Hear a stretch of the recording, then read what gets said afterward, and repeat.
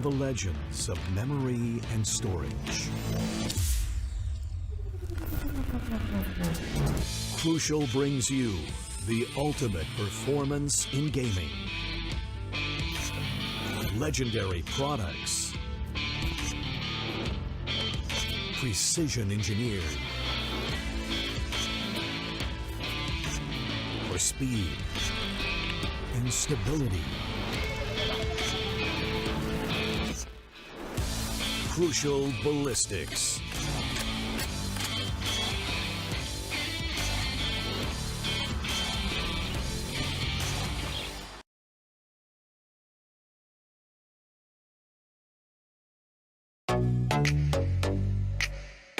Hi guys, this is Zaya and welcome to Streamer Reviews, where gaming streamers review the best new gaming laptops. Gamers are an impatient bunch and I've got a laptop just for you. Let's look at the top 3 reasons why the Acer Helios 300 is perfect for the impatient gamer. Number 1. Its 11th Gen Intel Core i7 processor, which brings out the potential of the GPU's high-speed GDDR6 memory to ensure faster experience with higher frame rates and lower latency. Gamers hate long load times. That's why our second reason is the Helios 300's 2TB PCIe SSD. The SSD operates at PCIe Gen 4 speeds, giving you incredible read-write speeds for a faster response time. If all this wasn't enough, check out reason number 3. The 5th Gen Aeroblade 3D technology plus Vortex Flow, which lets you say goodbye to heating issues. Shout out to the Predator Sense dashboard, which lets you monitor your system, overclock, and customize everything instantly from one place. I think it's clear that this system is geared for super fast results. Get your Acer Helios 300 powered by 11th Gen Intel Core processor now.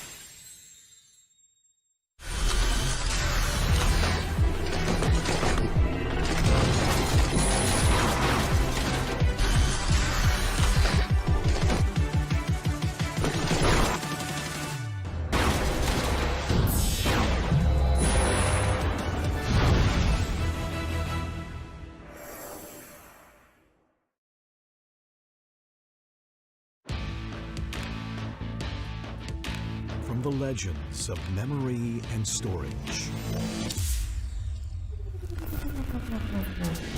Crucial brings you the ultimate performance in gaming. Legendary products. Precision engineered.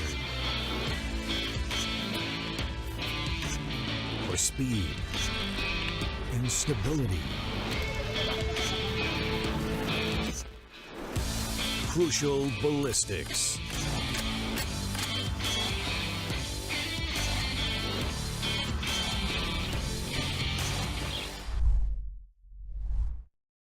Welcome back, ladies and gentlemen, to the LG Ultragear presents TC Gauntlet Season 4, powered by Crucial, our gaming partner Intel, and of course our apparel partner 656. Welcome back, and today we've got a great new set of matches for you that we have in store. And of course, ladies and gentlemen, all of these matches are coming out at the very end of the group stages. But to perform like the pros, there's one thing you need the best, and that is good processors and good upgrades. So don't forget, go ahead and check out the description below for the links by Intel and all of our sponsors, especially Intel, because you know that Intel gives you the best gaming value through providing the best gaming experience. So don't forget to go ahead and use the hashtag GameWithIntel, not just to show off your products, but also to check out what Intel is doing on the technological forefront.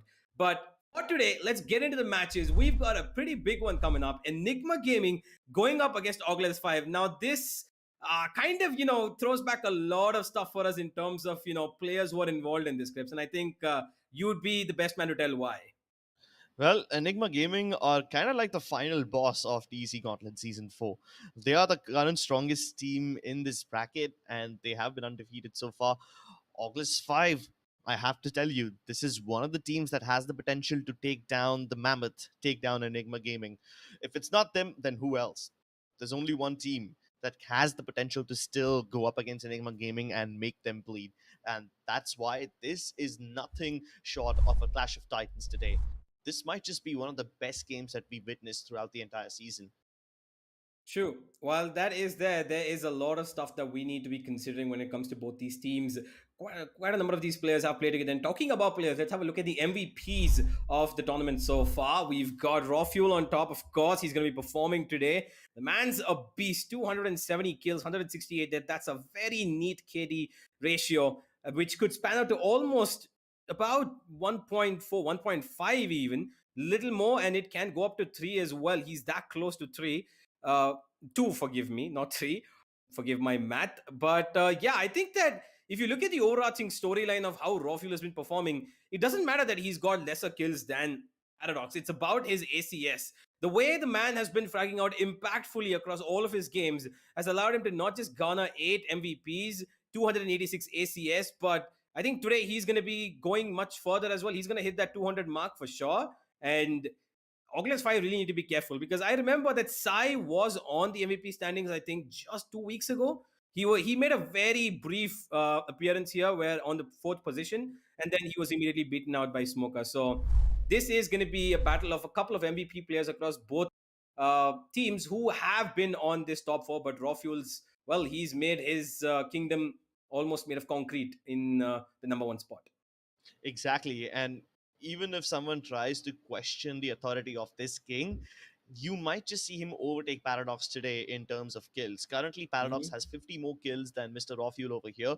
But assuming this will be a 3-map affair, and if he's able to get 20 frags in each map, then you have it. He's up ahead by 10 kills now, and probably a couple more MVPs as well.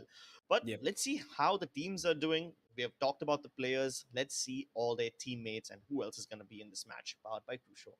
Yep. But before that, we do have to look at the group standings, Grips, because this entire series is coming to an end. The group stages are at the climax, and we've got a bit of, Enigma Gaming's unbeaten streak here, whether or not it's going to continue, whether they're going to finish this entire season just like Reckoning did. Unfortunately, yesterday, it was a sad day for the side of Team Snake, who, unfortunately, due to unforeseen circumstances, have had to give away their final map. So that group, top of the table, has been settled. It is Reckoning who's finished unbeaten. Let's see how Enigma are going to be faring today. Group standings, I'm not too worried about Enigma. We know that they're qualified. We know that they're going to be going to the playoffs completely, unwithered about their positioning. But the one thing that I am concerned about is Orgless 5, because I think that there might be a chance that they could move up or down in the top 4. And that could affect their seeding and who they are going to be facing in the next round against the opposite group. So I'm actually, waiting to see what exactly is the point tally, because I can't quite remember. It's been a while since we saw Orgless 5 play. And I just, I hope that today is going to be a good affair of, two teams who have players who've played with each other before. We're going to be playing against each other. And, okay, there it is. Yeah, I don't think anybody's catching up to them. Orgless 5 are probably going to either finish on 3rd or they might... Yeah, no, I think they're sticking to 3rd, man. Yeah, they're not moving. Nobody's moving from this. Even if they do win this, they will have 12 points. But because they're going to have just 5 wins and God Particles have 6, they're going to be sticking to that third position. And Excelia are definitely not beating them. Galaxy Esports are definitely not coming up either. As you can see, more the number of wins you have, it doesn't matter how many points you bring from your losses, you're going to be sticking to the same position. So, with both these teams not having too much to lose, they have the right to go all out. There's nothing Yep. at risk. They know they're going to qualify for the playoffs anyway. So, might as well try out some new stuff and show us something interesting. I mean, of course, Enigma Gaming has been playing so much in the past few months that they have had to use up quite a lot of their strategies, and everyone knows what they are now. Will they have reinvented something specifically for this matchup against Orgless 5? I guess not. So how will they use up all of their strats, make a concoction out of it, and maybe try to come up with something new over here? I would be very interested in seeing that. Of course, Orgless 5 Yep. also, they are even more volatile than a team like Enigma Gaming. With both these teams having nothing to lose, this is going to be an extravaganza. Yeah, that's for sure. I think that this is going to be a match where we can expect, different things to come up for both teams here. I think they're going to try, different strategies. I think last time itself we saw Enigma Gaming on bind when they did lose out to their opponent, which was very surprising to be honest. I did not expect that to happen. But they had a different comp. If we had Excali playing Sage, we had, a completely different form of Enigma in the cards, and maybe that could be the case today depending on the map pool that we see, or if they're willing to see something that they could try out in the playoffs potentially.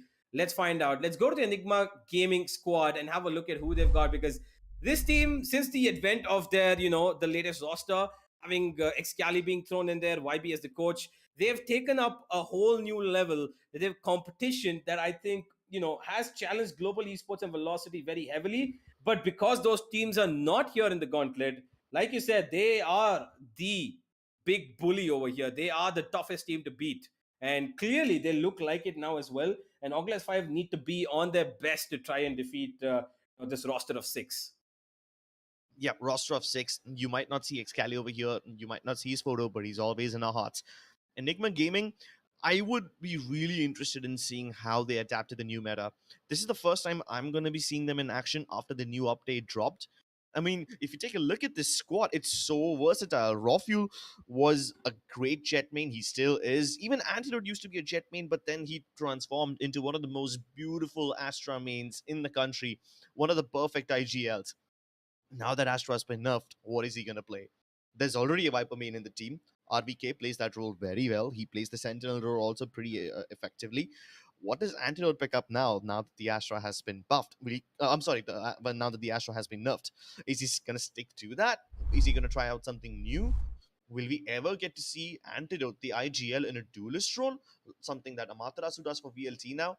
That's something that I will be very excited to see. Unfortunately, I don't have the answers for that now, but let's take a look at the player who's going to be in the spotlight, powered by Crucial. Yeah, so we do have Antidote, like you said, the IGL, who has been the Astra main for quite some time now. But because his favorite agent currently has been nerfed, he has different opportunities to explore. I think that the Brimstone is now very viable. I think a lot of people are going to be, happy with the way that Brimstone has been buffed, especially the people who do believe in his Stim Beacon abilities, which has now been given an extra boost of not just speed, but it that speed has so much utility, value. Number one is rotation. Number two is absolute crazy rushes into any site you want. It just opens up so many avenues where you don't really have the need for a neon anymore, right? If you think, we've seen a lot of international teams now go for that neon pick. We've seen the side of Team Liquid do it a couple of times, and they have this very interesting way they play the neon internationally. Still not come to India, unfortunately. Here on the Gauntlet, it's neon is not yet allowed, but I would have to say that Stim Beacon boost, that 15% extra speed boost, which is given to literally every single agent, I think Antidote can exploit that really well and get a lot of value for his team. And I think the only thing that the Brimstone has a little bit off, I would say that he's the only controller whose smokes are not reusable. Like the one's gone, they're Hmm. exterminated, they're done. I think Yeah, that's they're the not. only hold back for him. but I think that's kind of necessary for Brimstone, because if you give Brimstone a rechargeable smoke, I think this game is done. There's no way. Yeah, this game is done for. That will be too broken. I mean, even if you make it like 200, 300 bucks extra, they'll still pay the price. It's a very good luxury to have. But now that we've spoken about the man over here and the potential agents that he could try out, I want to see what his opponents can put up on the board. And that's why let's take a look at the lineup of Orgless 5. Well, these are quite a few individually brilliant players who are doing pretty well so far in the TC Gauntlet. They are going to be finishing up third, but they do have a chance to play for those 12 points at least. Try and whack something out of the competition in terms of a statement to be made. If they do beat Enigma today, that is something that they can rely upon to give them confidence when they go to the playoffs. And if at all they're facing Enigma in the semifinals or in the finals, lower bracket, upper bracket, wherever it is, this team will have the confidence saying, we beat Enigma once, we can beat them again. It doesn't matter what map they pop up on, we can do it. And especially given that, Hacker, who is not that much of a pro player, he's been the coach before, and now stepping into that role, he's done a pretty good job, honestly, in this entire season, supporting these four and playing as the, backbone of the team. He has allowed Sai to come back into that jet role so that he can exploit the opponent's weaknesses with the speed that he utilizes as the jet.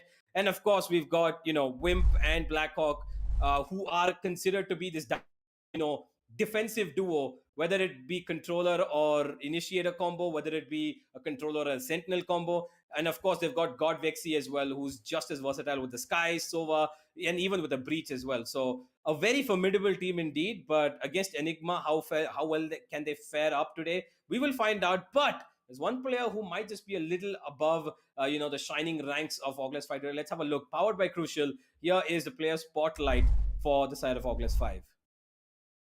It's Mr. Blackhawk. This guy used to be my favorite Astra of all time.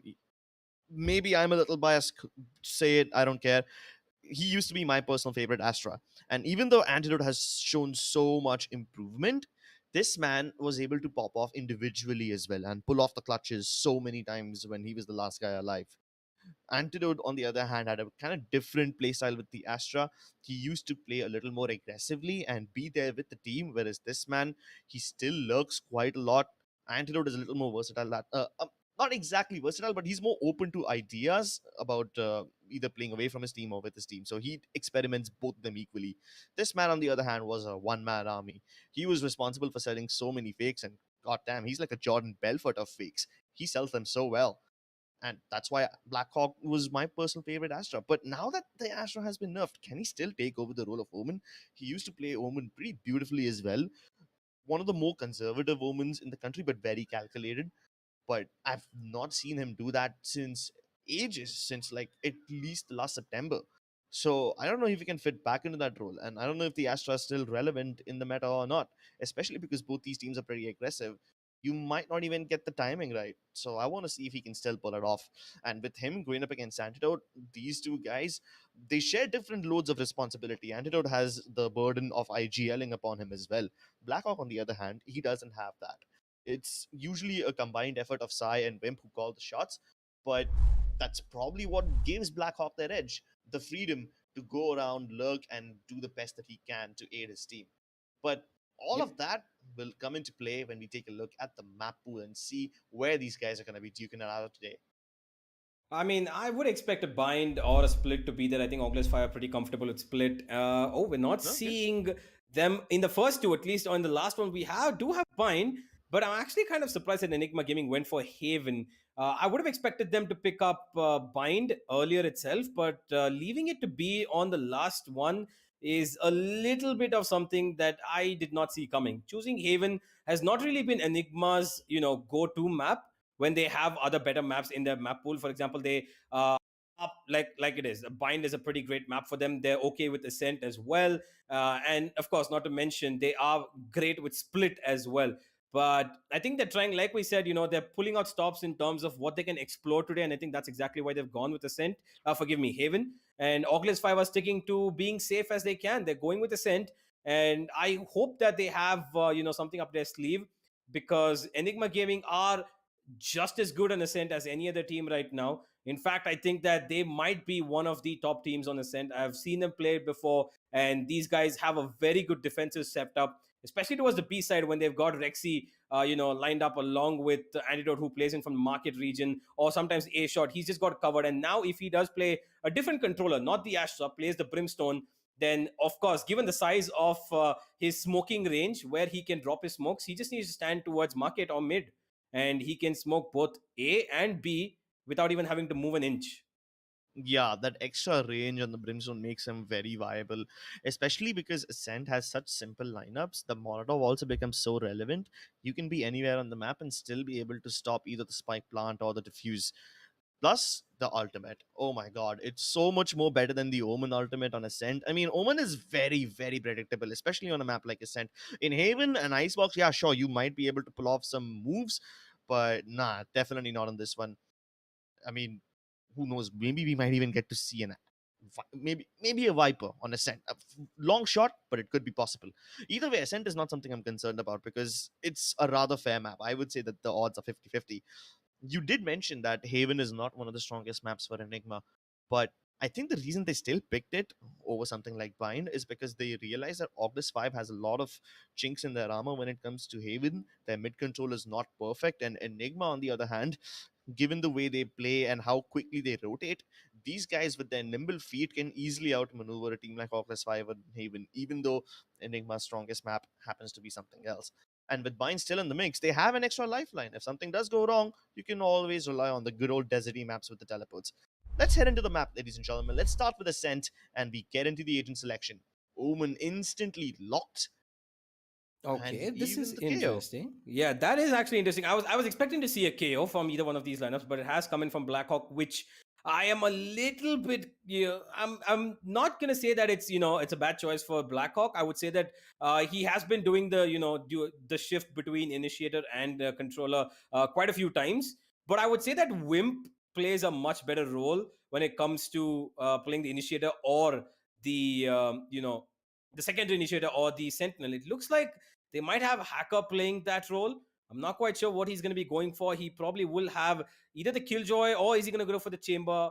I'm not very convinced right now. But on the other side of things, RVK with that Sova, it looks like that's going to be kind of default. They might have Excali on the Reyna. Okay, they are still debating about Okay. what they're going to be playing. Omen seems to be on the cards for both teams here. I mean, And I'm actually very surprised by RVK switching over to the Sova role and Rexy pulling off the Sentinels like Killjoy. I mean, mhm. these two guys have exchanged their roles, and I've seen it for the second time in a row now. The last time I saw Enigma play, they did the same thing. Although we are used to seeing RVK in the more passive roles like the Sentinels. So I like that switch up. They might be trying out something new. Let's see if it works out. In past, it has worked, so I would say it's a successful experiment. But Antidote picking up a Sage? This throws me back to the early Yeah. days of Enigma when he first had just joined and he was still taking over that IGL role. I remember that, especially on Ascent itself, Ascent was a regular pick of Enigma Gaming, and they did have a lot of plays where Antidote was always picking up the Sage, and he was, this kind of a person who always stuck towards A shot. He had the A shot region in control with the wall pushing up further, and I remember it like it was just yesterday. And with the Hmm. way that they used to play, it looks like kind of the same setup.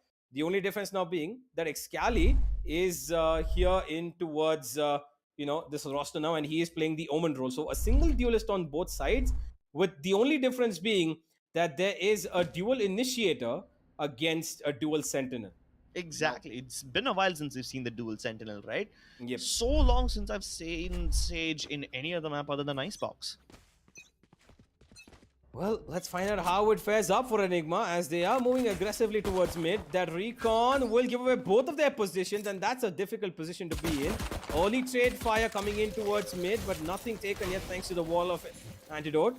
Scally, though, he is being expected here by Wimp, and the Omens could face each other, while the Ace side is looking as a point of attraction for Orgless 5. And even if two people did get revealed on mid, that's completely okay. Enigma are more than comfortable having just Mr. Excali hold that angle, whereas Antidote has now rotated towards short to back up his teammates. And rightly in time because the A threat is imminent. They defend A short with a lot of aggression, but they lose A main instead. And that allows the side of Hogwarts Five to move into the site. But can they go for the plant? It's still yet to cross over into safe territory. And now it's dropped in no man's land. Now, the players of Orgless 5 so split up, training will be very difficult, but maybe Wimp's backstab can save them. Yes, he equalizes the numbers, has the potential to go even deeper, but Antidote playing a down and done angle. He gets double checked. Blackhawk confirms it, and they have recovered control of this round. RVK has a massive task ahead of him, and he will not be up for it. Whew. Absolutely Kind of not. sweaty, right? I mean, I was so worried about Orgless 5 when they dropped that spike over there. Yeah, I was as well. I think that once the spike dropped out in the open, I expected it to be the Enigma's round, but that one luck from Wimp coming in from A shot, completely unsuspected, was the key for them to win this one. And then Blackhawk just, came in and he ended up, giving him support, and that was basically it. Now Enigma, who had a good start of the pistol, fell back. Need to be careful about these lurks because Wimp playing on the Omen does throw back a little towards what we would expect his lurking role to be enhanced even more than he is already when he plays a Sentinel. Early engagements towards both sides of the map, so of course this is a play for Enigma to hold back. They know for a fact that their opponents are on a default, so they have no reason to give them engagements, but they're still pushing in. Excali all the way down on mid. He's peering towards mid from the bottom of B, and they're getting kills everywhere. Wimp successfully getting control of market, but he's trapped. No way to just reunite with his teammates. He's kind of trapped over here, and while that happens, his teammates have gotten success towards A main. So even if Wimp dies right now, it's completely okay. He's just holding back the defenders. Meanwhile, his teammates have already safely reached the site, and the plant is underway. Well, it is a 2v2 for now, and they do have weapons to play with. Excali and RVK both have a Spectre and Bulldog respectively, and their opponents currently, one of them at least, does not have armor. And Excali, though being low, needs to act as the bait for RVK to clutch out this round if at all they're looking to do it, because they've done more than enough damage to try and find whatever they could. And that recon is not going to reveal anybody actually. RVK jumps down, looks for it, gets the kill. 4 HP remaining, and he gets another! RVK with the Sheriff. Of course he clutches it out. What else would you expect? And Enigma claw out a round with absolutely nothing in their hands except for classics and Sheriffs. My goodness, can you believe the speed at which Enigma were able to adapt to this one? The last time in pistol round, the reason Orgless 5 was able to win because Wimp came in late. His teammates who assaulted short initially died early on in the pistol round. But because this time Enigma knew that Wimp always played the late rotation, they knew for a fact that he was isolated towards mid, so they had absolutely no worries. They took their time, even if their teammates died towards A main and the plant was underway, they were absolutely sure that Wimp will this time not be able to reunite with his teammates and not get any backup. And they isolated and exterminated. Perfect round by Enigma, and within just one round, they recalibrate themselves, they readjust, and the economic momentum swings back in their favor. Oh, Waffle engaging even further. Well, of course, why not? He's got the backup of his fellow Pocket Sage, easily stealing him and getting 2 kills. Oh my god, this is a little bit dangerous, but who's gonna stop this? Yeah, nobody. Wimp tried to crawl, he tried to be the lurky Omen that he loves to be, but he's gonna get taken down, unfortunately. And while Blackhawk was blinded, he's left alone, blindsided more than blinded right now in his own spawn, where he is gonna be sent back to come back from again in just about a couple of seconds. He walks out, gets his head taken off, and that is Enigma with the second round. Clean, clinical, and absolutely perfect. Spotless. I love the way they've adjusted to this one. I still can't get over it. The brains on the side of Enigma, they foiled the plans of Orgless 5 before they could even begin to be a threat. Oh boy. Well, Enigma look like to have the perfect start. This is kind of a trend that I've seen with Enigma that's happened multiple times. Even if they lose the pistol, they have this tendency to always hit back in their eco rounds, which is a wonderful thing that they do. I've seen this happen against not just this team. I've seen it happen, when I was watching them play in other tournaments as well. It's brilliant the way they approach these pistol rounds. They get one kill and they have the confidence to just go ahead and get the rest as well. That's what makes them such a good contender, right? Now you know why Enigma Gaming are better than the rest. Their eco rounds are much more deadlier than anyone else in the country right now. And of course, they're just as deadly in the buy rounds. With both the sides having equal weaponry right now, more or less, this should be a fair round, except only RVK has a Spectre. It still doesn't matter because they've taken up so much control. One-way smokes deployed will probably discourage anyone from the side of Hogwarts Five from pushing B main, but they're still going to try getting in towards mid, which could indicate a mid plus B crunch later on, but because the door's shut, Wimp's position will be revealed the moment he even tries. Enigma Gaming once again have predicted that Orgless 5 will go for a mid plus B hit, and they have positioned themselves accordingly. If they want to win, Orgless 5 need to go somewhere else. Probably a shot, but do they have enough time to make these adjustments now? 30 seconds left. Well, let's find out. These adjustments are going to be coming in, but there is an instant rush, and Excali needs to handle this all on his lonesome. No smokes to deploy even, but the aim is still there. He gets to. Excali is causing trouble, sitting in that one corner, and time is of the essence here. 13, 12, 11. The time keeps ticking down, and it looks like it's more than enough. They've got this covered. While Rexy is on the backstab, and Antidote's joining him as well. That turret is actually not going to reveal anything. Now he gives up his position. Rexy is waiting for his turret to go down, and he almost takes outside. But this 2v3 is still not an easy task. And there's no heal available on the side of the attackers. Wimp also taken down. That was one of the healthier players. Everyone else is bleeding internally, so the odds are still moving towards Enigma. This crossfire is deadly though, but Rexy finds the timing. The flick as well. 1v2. Mr. Rexy over here still has the moves, and he's farmed up his lockdown already. Of course he has. Looking pretty sleek right now. And as it comes up on replay, perfectly done. He utilizes Antidote's push first to try and get information. Knows where both the players are. Positions himself perfectly. And does his job to the best of his abilities. Oh, the crossfire from the side of Orgless 5, it was potent, but one moment of hesitation. For a millisecond, that guy inside of Boathouse moves away, and that's when Hacker dies. Can you believe it? A second of hesitation, and that's what it comes down to. The tiniest of details. That's what gets Enigma the edge every time. And the scoreline might read 3-1. You might think that Enigma Gaming are pretty much in the lead, and they might just win the 4th round as well, because these guys on the Orgless 5 side don't have all that much money right now. So you can farm up 4 runs as well, right? And even if this turns out to be a one-sided match, the scoreline will probably never do justice because of how close these rounds were. But the score won't indicate that. It will only read the digits, the big numbers that matter. Yeah, that is true. Right now we have a small little tech pause coming in. Unfortunately, Enigma Gaming are having some connection issues. Not just them, everyone's having connection Everyone issues. actually, yeah. Looks like it's the server issue or something. It's been happening since like the last week, right? I mean, I started noticing it's becoming more frequent now. Yeah, it happened even. It happened even, you know, in multiple ranked games of mine which I was playing. Yeah. And I was like, okay, you know, maybe this is just my internet, but nah, this is not possible clearly that everyone has it at the same time. Right? Yeah, Definitely a server issue. For sure. And now the one thing that we do need to wait for is hopefully these servers get back immediately to the best condition they are in. I mean, clearly this is not the most idealistic situation, but yeah, while you can see the scoreboard one by one, they are all coming back, although some with more ping than the other. It's really interesting because all 5 of them of Enigma are in the same boot camp, and Raw Fuel somehow had 200 ping and everybody else about 10. So Yep, just some of these days, some of these games. Hey, but that's okay. It probably gives us a lot more time to talk about everyone else and how these guys have been doing. I love the way how the Orgless 5 team was able to push through and at least get that plant.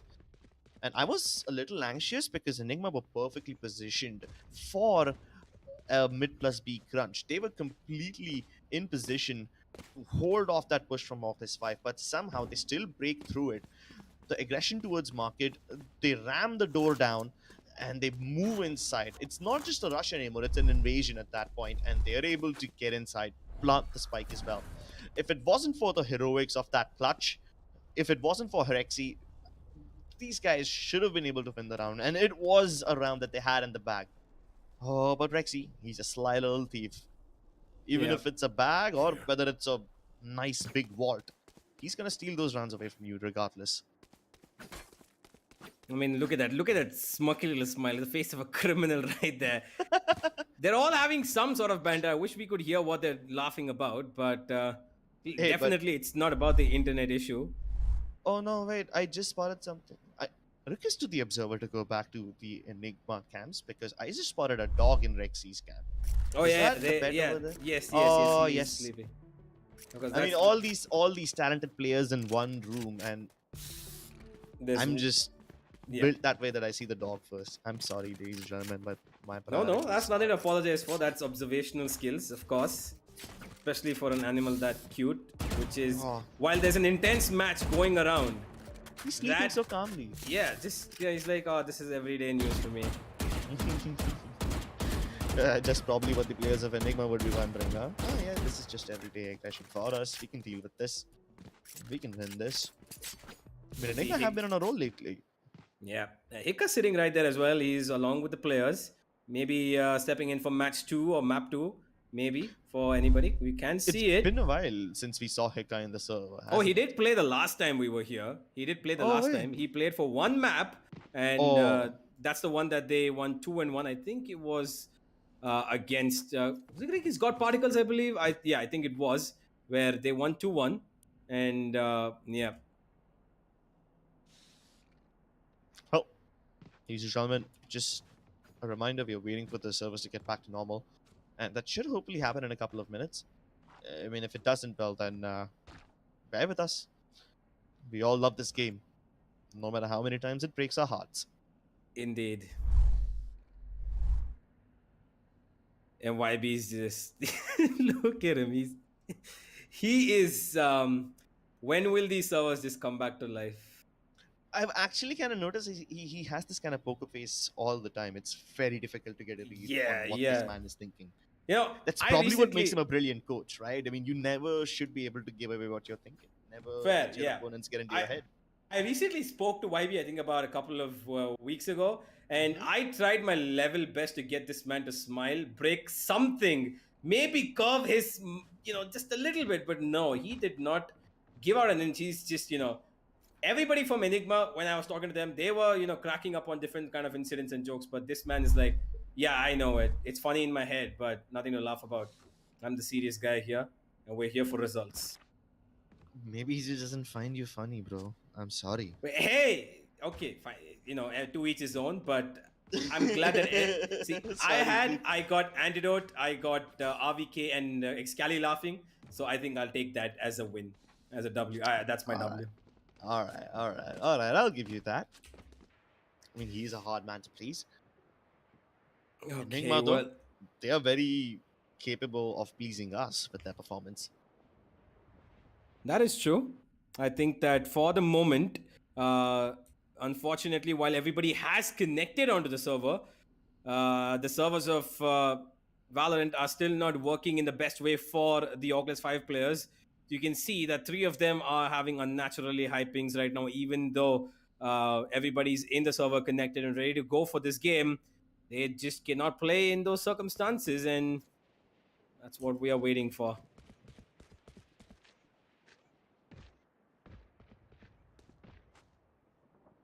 Well, guys, Alright.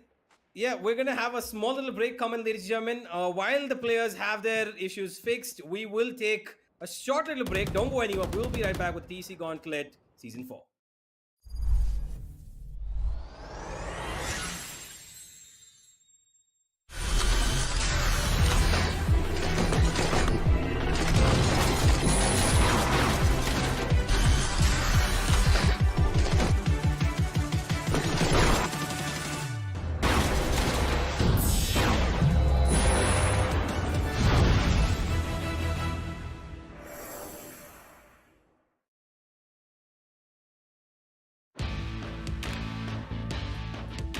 From the legends of memory and storage. Crucial brings you the ultimate performance in gaming. Legendary products. Precision engineered. For speed and stability. Crucial ballistics.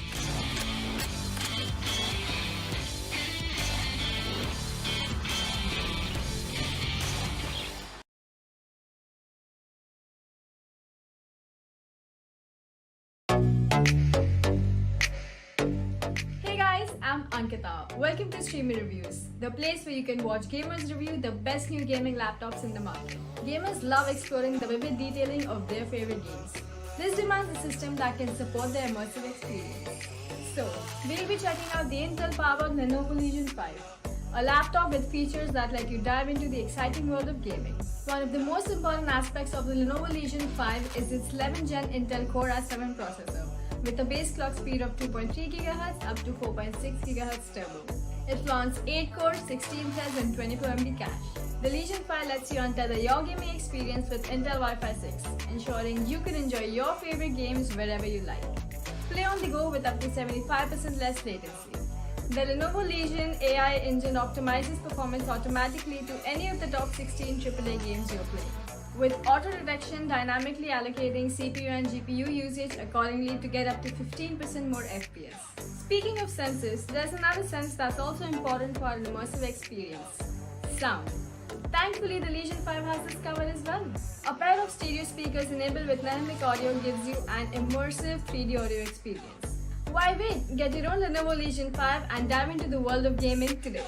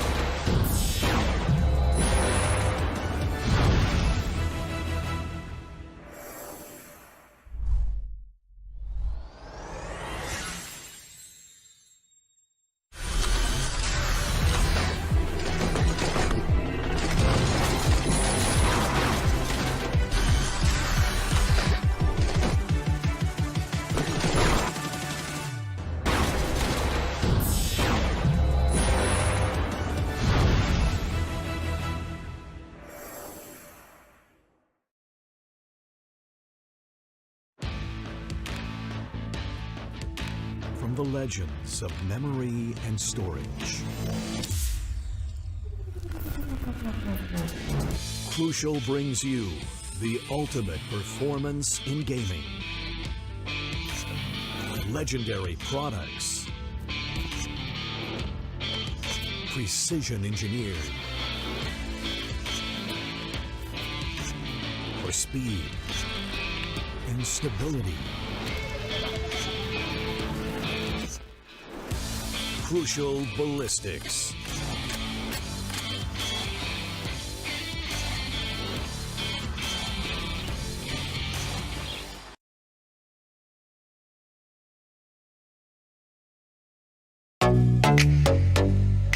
Hi guys, this is Zaya and welcome to Streamer Reviews, where gamers review the best new gaming laptops.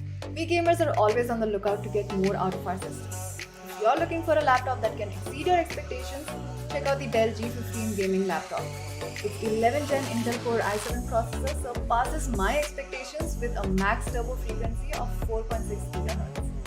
It also has a game shift key on the keyboard which triggers a dynamic performance mode to maximize the fan speeds to keep your system cool while the processors push harder. The G15 also sports an Intel Thunderbolt 4 port which boosts your transfer speeds to unbelievable levels with its blazing fast bandwidth of up to 40 Gbps. It also lets you connect all your accessories using a single port. It's obvious that this system is designed to go above and beyond to deliver the results that you desire. Get your Dell G15 powered by 11th Gen Intel Core processor now.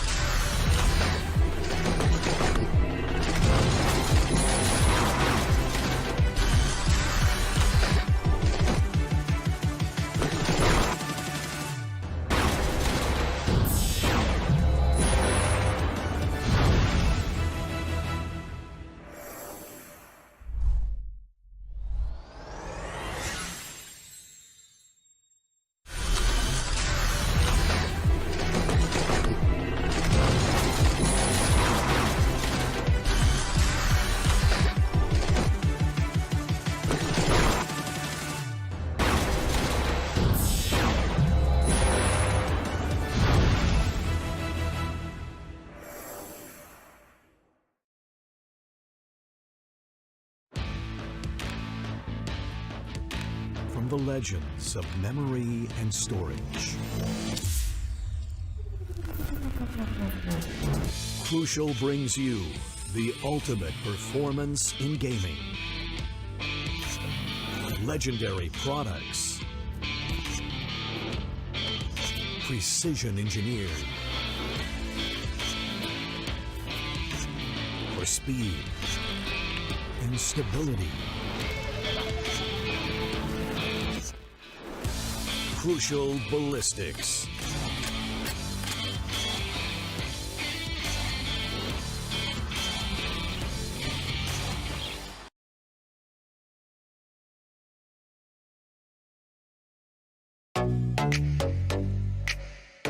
Hi guys, this is Zaya and welcome to Streamer Reviews, where gaming streamers review the best new gaming laptops. Gamers are an impatient bunch, and I've got a laptop just for you. Let's look at the top 3 reasons why the Acer Helios 300 is perfect for the impatient gamer. Number 1. Its 11th Gen Intel Core i7 processor, which brings out the potential of the GPU's high-speed GDDR6 memory to ensure faster experience with higher frame rates and lower latency. Gamers hate long load times. That's why our second reason is the Helios 300's 2TB PCIe SSD. The SSD operates at PCIe Gen 4 speeds, giving you incredible read-write speeds for a faster response time.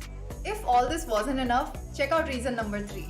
The 5th Gen Aeroblade 3D technology plus vortex flow, which lets you say goodbye to heating issues. Shout out to the Predator Sense dashboard, which lets you monitor your system, overclock, and customize everything instantly from one place. I think it's clear that this system is geared for super fast results. Get your Acer Helios 300 powered by 11th Gen Intel Core processor now.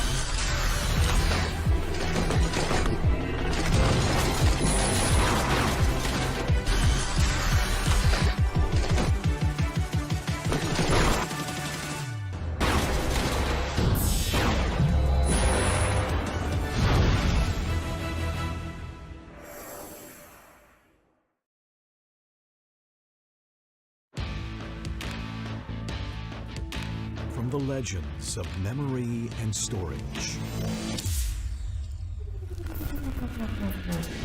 Crucial brings you the ultimate performance in gaming. Legendary products. Precision engineered. For speed and stability. Crucial ballistics.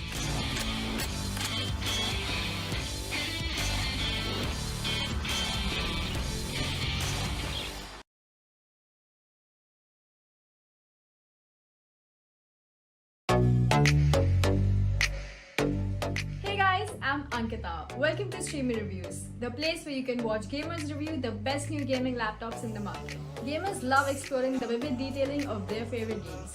This demands a system that can support their immersive experience. So, we'll be checking out the Intel-powered Lenovo Legion 5, a laptop with features that let you dive into the exciting world of gaming. One of the most important aspects of the Lenovo Legion 5 is its 11th Gen Intel Core i7 processor, with a base clock speed of 2.3 GHz up to 4.6 GHz turbo. It flaunts 8 cores, 16 threads and 24 MB cache. The Legion 5 lets you untether your gaming experience with Intel Wi-Fi 6, ensuring you can enjoy your favorite games wherever you like. Play on the go with up to 75% less latency. The Lenovo Legion AI engine optimizes performance automatically to any of the top 16 AAA games you're playing, with auto detection dynamically allocating CPU and GPU usage accordingly to get up to 15% more FPS. Speaking of senses, there's another sense that's also important for an immersive experience: sound. Thankfully, the Legion 5 has this covered as well. A pair of stereo speakers enabled with dynamic audio gives you an immersive 3D audio experience. Why wait? Get your own Lenovo Legion 5 and dive into the world of gaming today.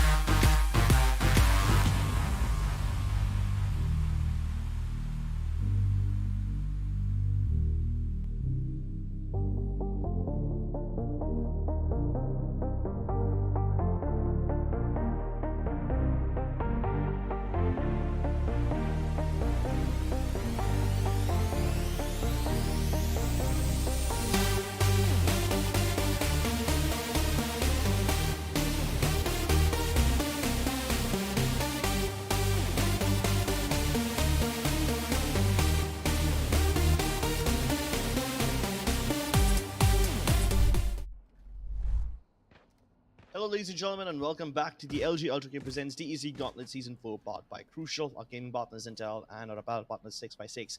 We're about to go live with this game, and we're sorry for the technical difficulties, but sometimes Valorant just breaks our heart. But you know what's not going to break your heart? Definitely these products from Intel, so go ahead and check them out in the description. Follow the hashtag Game with Intel, because these guys provide the best gaming value through the best gaming experience. Now, without further ado, let's get back into the game. We've waited long enough, and I want to see these players in action. Yep, it's been quite a little bit of time since the servers were just going haywire, and now the players are having back to normal pings, and we're going to be moving straight back into what we were watching, ladies and gentlemen. And well, you can see it. Sai's having fun already. He's pumped to be back, and we are going to be starting with the game in no less than 10 seconds. I mean, not exactly 10 seconds. Don't do a countdown. Yeah, that was a little exaggeration. Okay, I mean, like, you gotta go ahead and try to be one of those people who does the countdown at a rocket launch, right? And then when you reach 3, 2, 1, you're like, brace yourself. Well, we have ignition. We have ignition in about 5, 4, 3, 2, and 1. Here we go. Yay! Finally, with the countdown. You got it right this time, but... Okay, I mean, just off the bat, both the teams expending so much utility for gaining absolutely minimal amounts of map control. Barrier orb, paranoia, slow orbs, everything thrown into the mix except the kitchen sink. But none of the teams have anything to show for it. Now with lacking utility, how do they go about this one? Let's see what they still have. They have at least one smoke still remaining, so Orgless Five can continue moving through. They should be able to get their smokes recharged as well, because that's the privilege of the human. But they don't have, for now, all that whatsoever utility. It's about to get recharged. They should have all their utility just about the time this lockdown pops out. But how do Enigma play this? Do they go back? Yes, they have all fallen out of B side, waiting on the edges of the defender spawn. There should be a clear way for these guys to go through, but these guys, Orgless Five, they spam through the smokes nonetheless. They get a free pick. And with that, Orgless Five are in the side. Plants will happen pretty safely. Retake, all of them will come through from defender spawn. No backstabs, none of those jazz. There's going to be a straight up man-v-man brawl. Yeah, well, there is one thing though. Rexy does have his ultimate, and it looks like the side of Orgless Five are trying to prevent him from running in towards that boat switch region as much as they can. There is one trick they've got under the cards though. Antidote just walks out and gets 2 kills for himself. And even Godvex is gone down. Rexy's back to life. Now it's a 2v. He's suddenly turned on his head. Make that a 2v1. And they have no clue where Blackhawk is. He's going to be slowly moving in. He throws his knife. It's pretty much over, but he's given up his position now. Taking the defuse is the RVK. And Antidote with that 4K. What a beautiful round from the IGL. My goodness, the captain stepping up and taking his team along with him. Single-handedly strong-arming this round back into the control of Enigma Gaming. I can not feel anything but sorrow for the side of Orgless Five. They did everything well. They boiled out quite a lot of utility from Enigma Gaming. They forced them back with lockdown. Even got a free kill on the way in through smoke. And on paper, they have the man advantage. Nothing should go wrong. But then Antidote comes in like a wrecking ball, and then you know the rest of the rest of the lyrics. My bad. It looks like the side of Orgless Five have not changed their ways even after this big break has come inside though.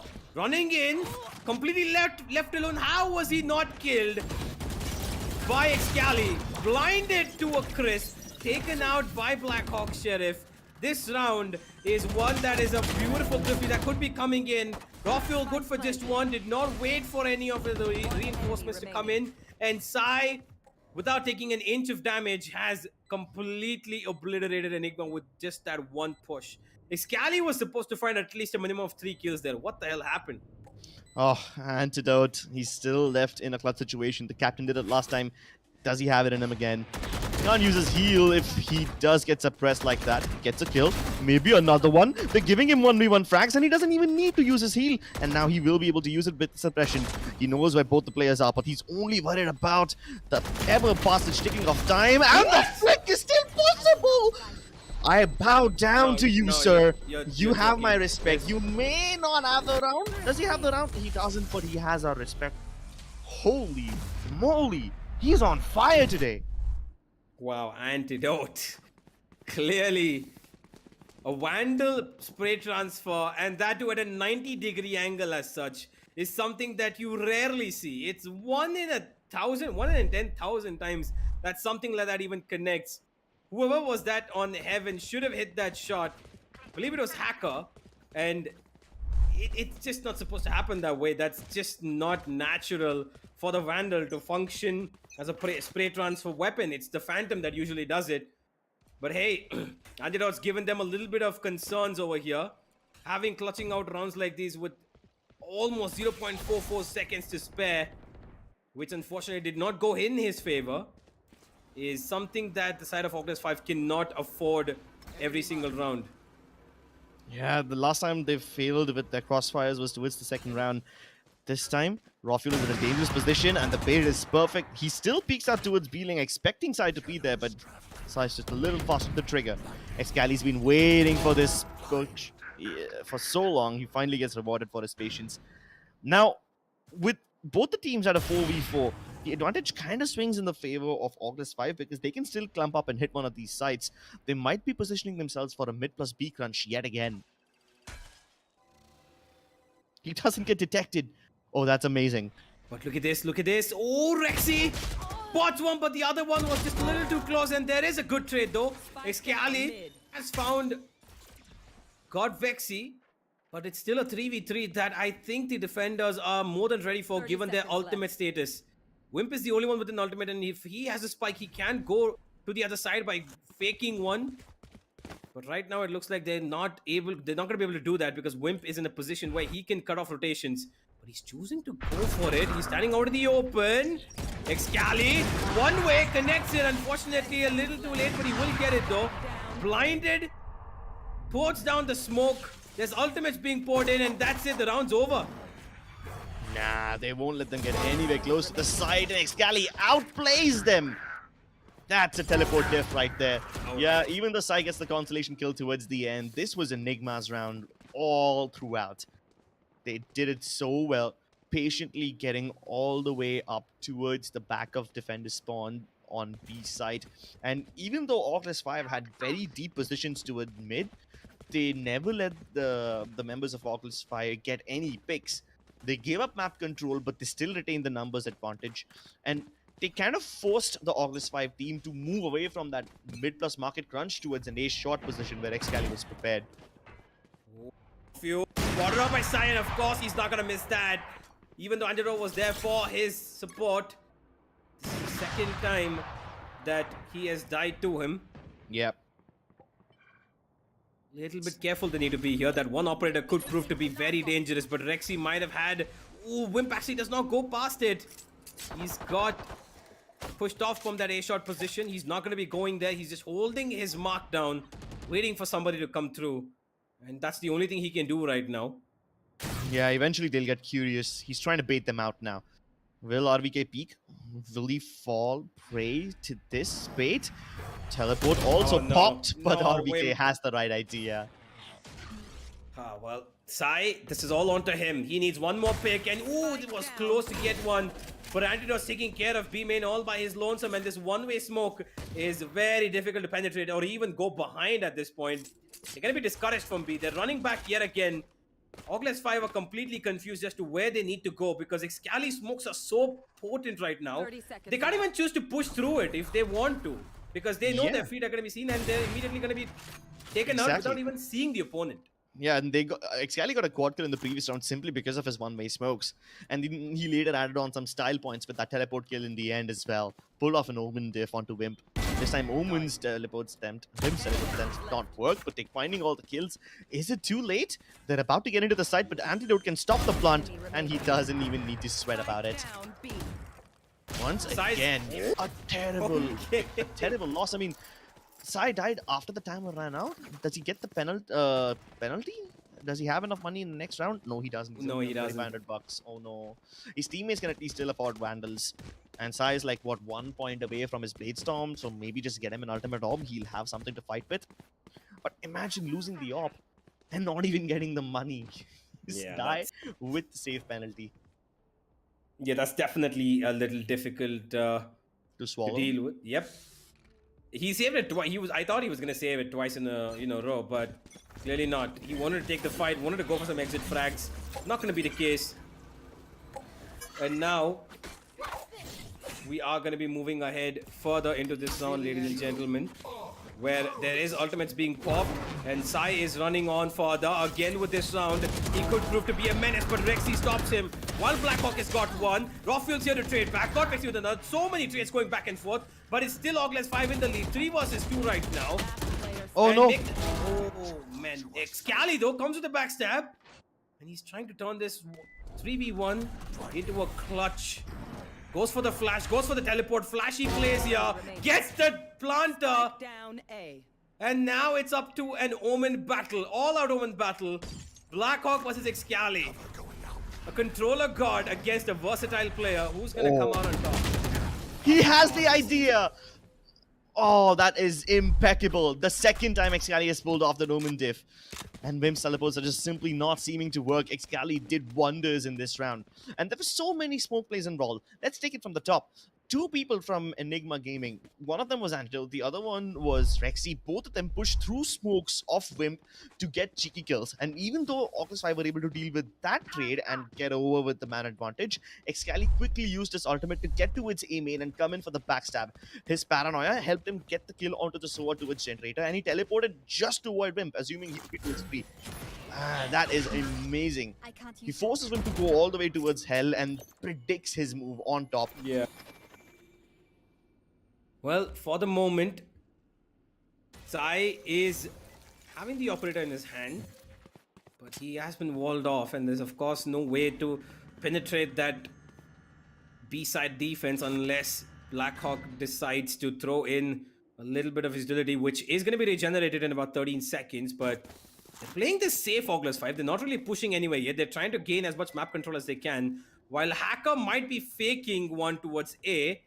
I really hope Enigma are reading this because they have 4 players on A, that's for sure. Rawfuel is still confused as to where he wants to go. This Killjoy ultimate is being countered, and that just might be enough for Antidote to expect a B push.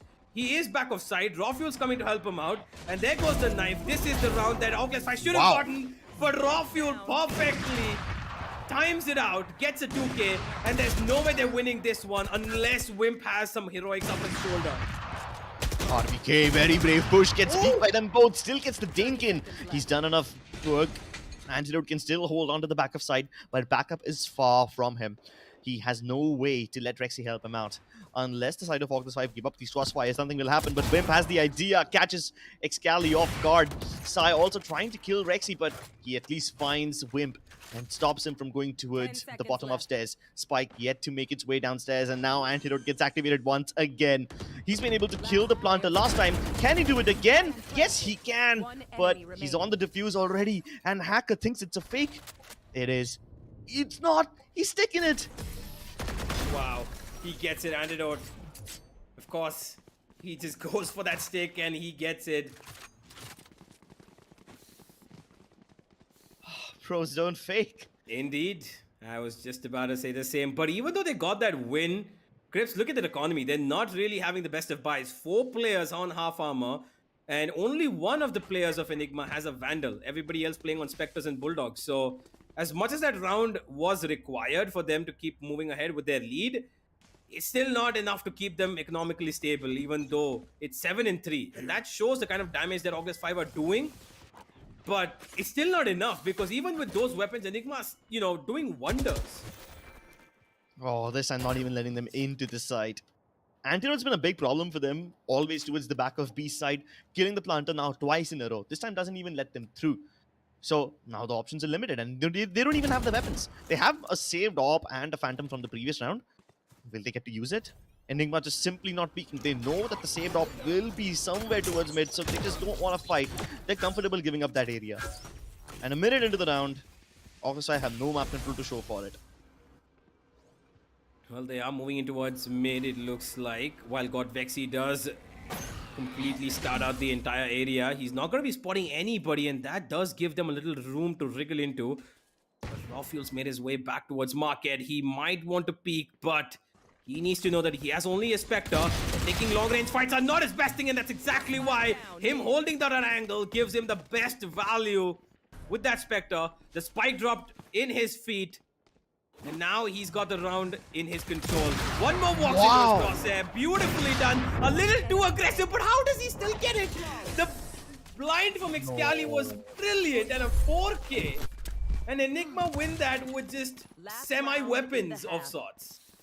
I mean, after he got those first 2 kills, I was still a little hopeful for Orgless 5. They had their weapons. They still had the Phantom and the Vandal, the Phantom and the Op available. But then, the gall on this man. First of all, the one-way smoke, it wasn't even a one-way smoke, right? It was just a regular smoke. But it somehow isolated all the members. He was able to get the 3rd kill because of it, and then the dash was just way too ballsy. Even when he got paranoid, he was able to see where Sai was. He even popped the Blade Storm to get that ace, but Antidote stole it from him. I don't think he's going to be salty about it. Especially not when he gets that kill. That's the 5th kill in a row. No aces, but still, you're doing all the damage, and they are firmly in the lead. It's the last round of the half, and yeah, these guys don't even have the weapons. Orgless 5 fought just on a bunch of Spectres, and even though he gets the dink, it doesn't matter. Antidote still on fire, still can heal himself, and relevant in the round. And that's Wimp dead. He had his ultimate available. Now it goes unutilized. They still have the Hunter's Fury. And I'm very surprised Godvexy didn't use his Hunter's Fury in that round when both the Killjoys had their ultimates online. He saved it, so you better use it now. Exploring.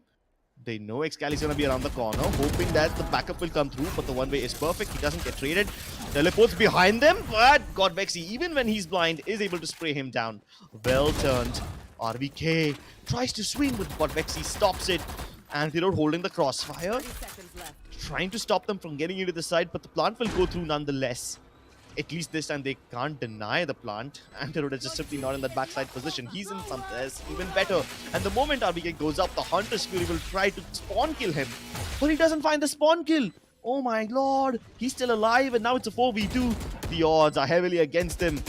Godvexy getting spammed through the woodwork, somehow still alive, bleeding internally, hemorrhaging, and Rockfuel doesn't even need a line of sight. Oh, gets him through the wall. Enigma Gaming making quick work of this half.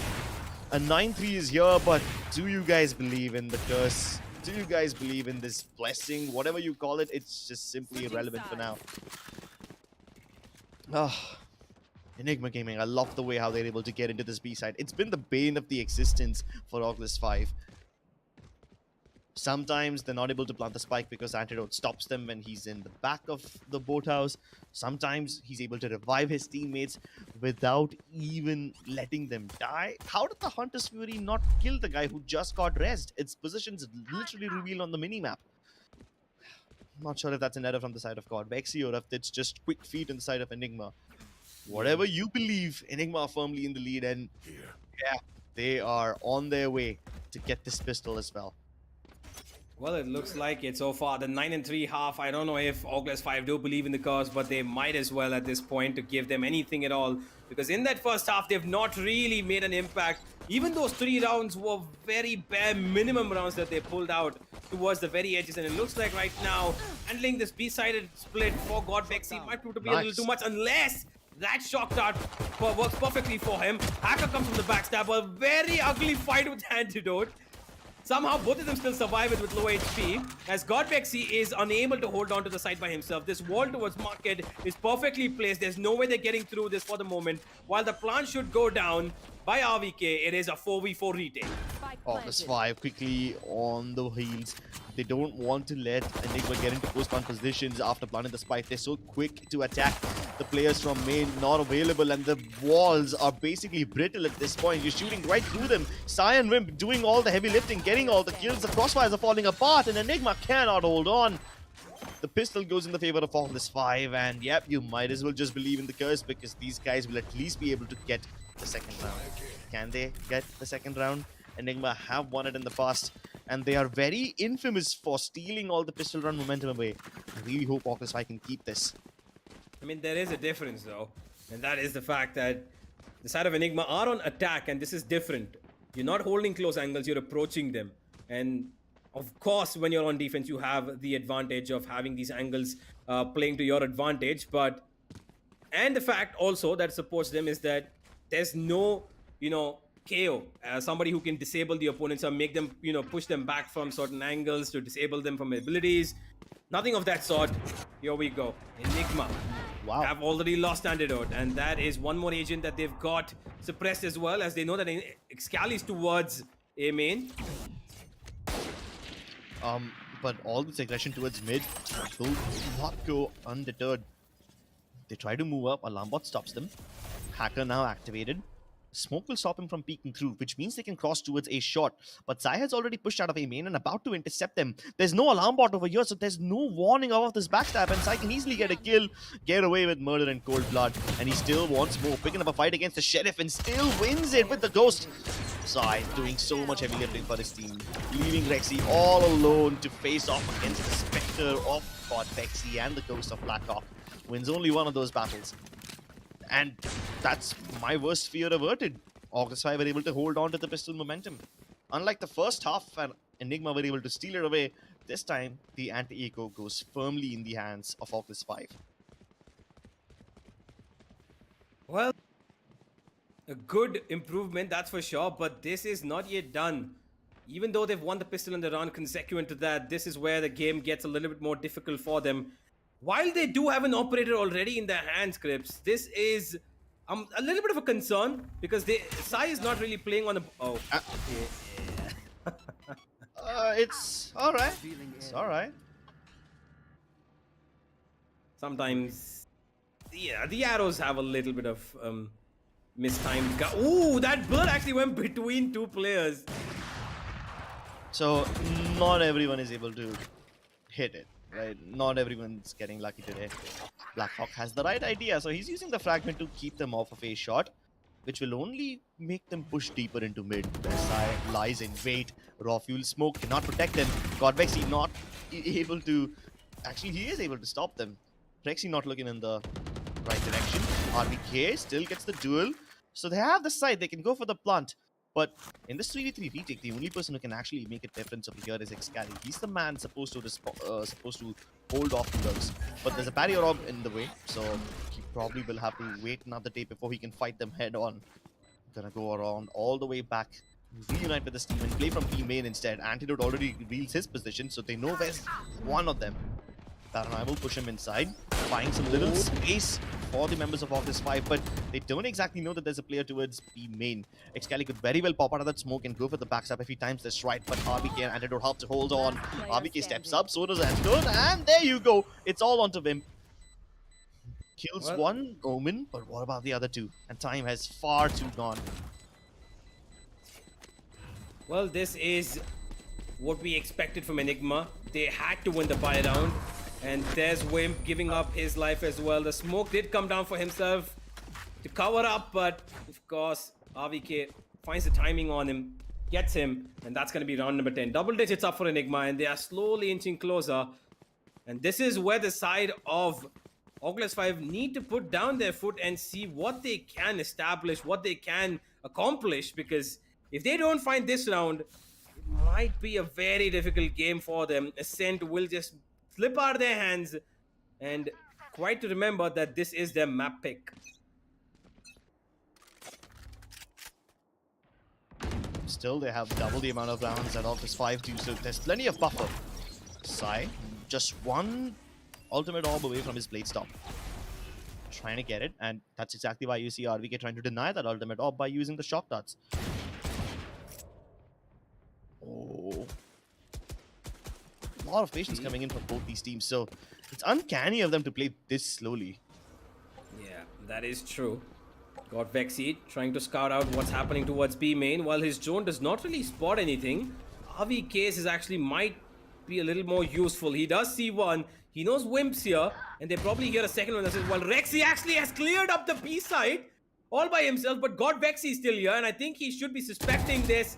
God Vexy takes him out thanks to Rexy being very low, but that is a huge advantage being given. And Wimp, he covers up the A side. Raw Fuel takes him down through his own smoke. Excali finds Sai.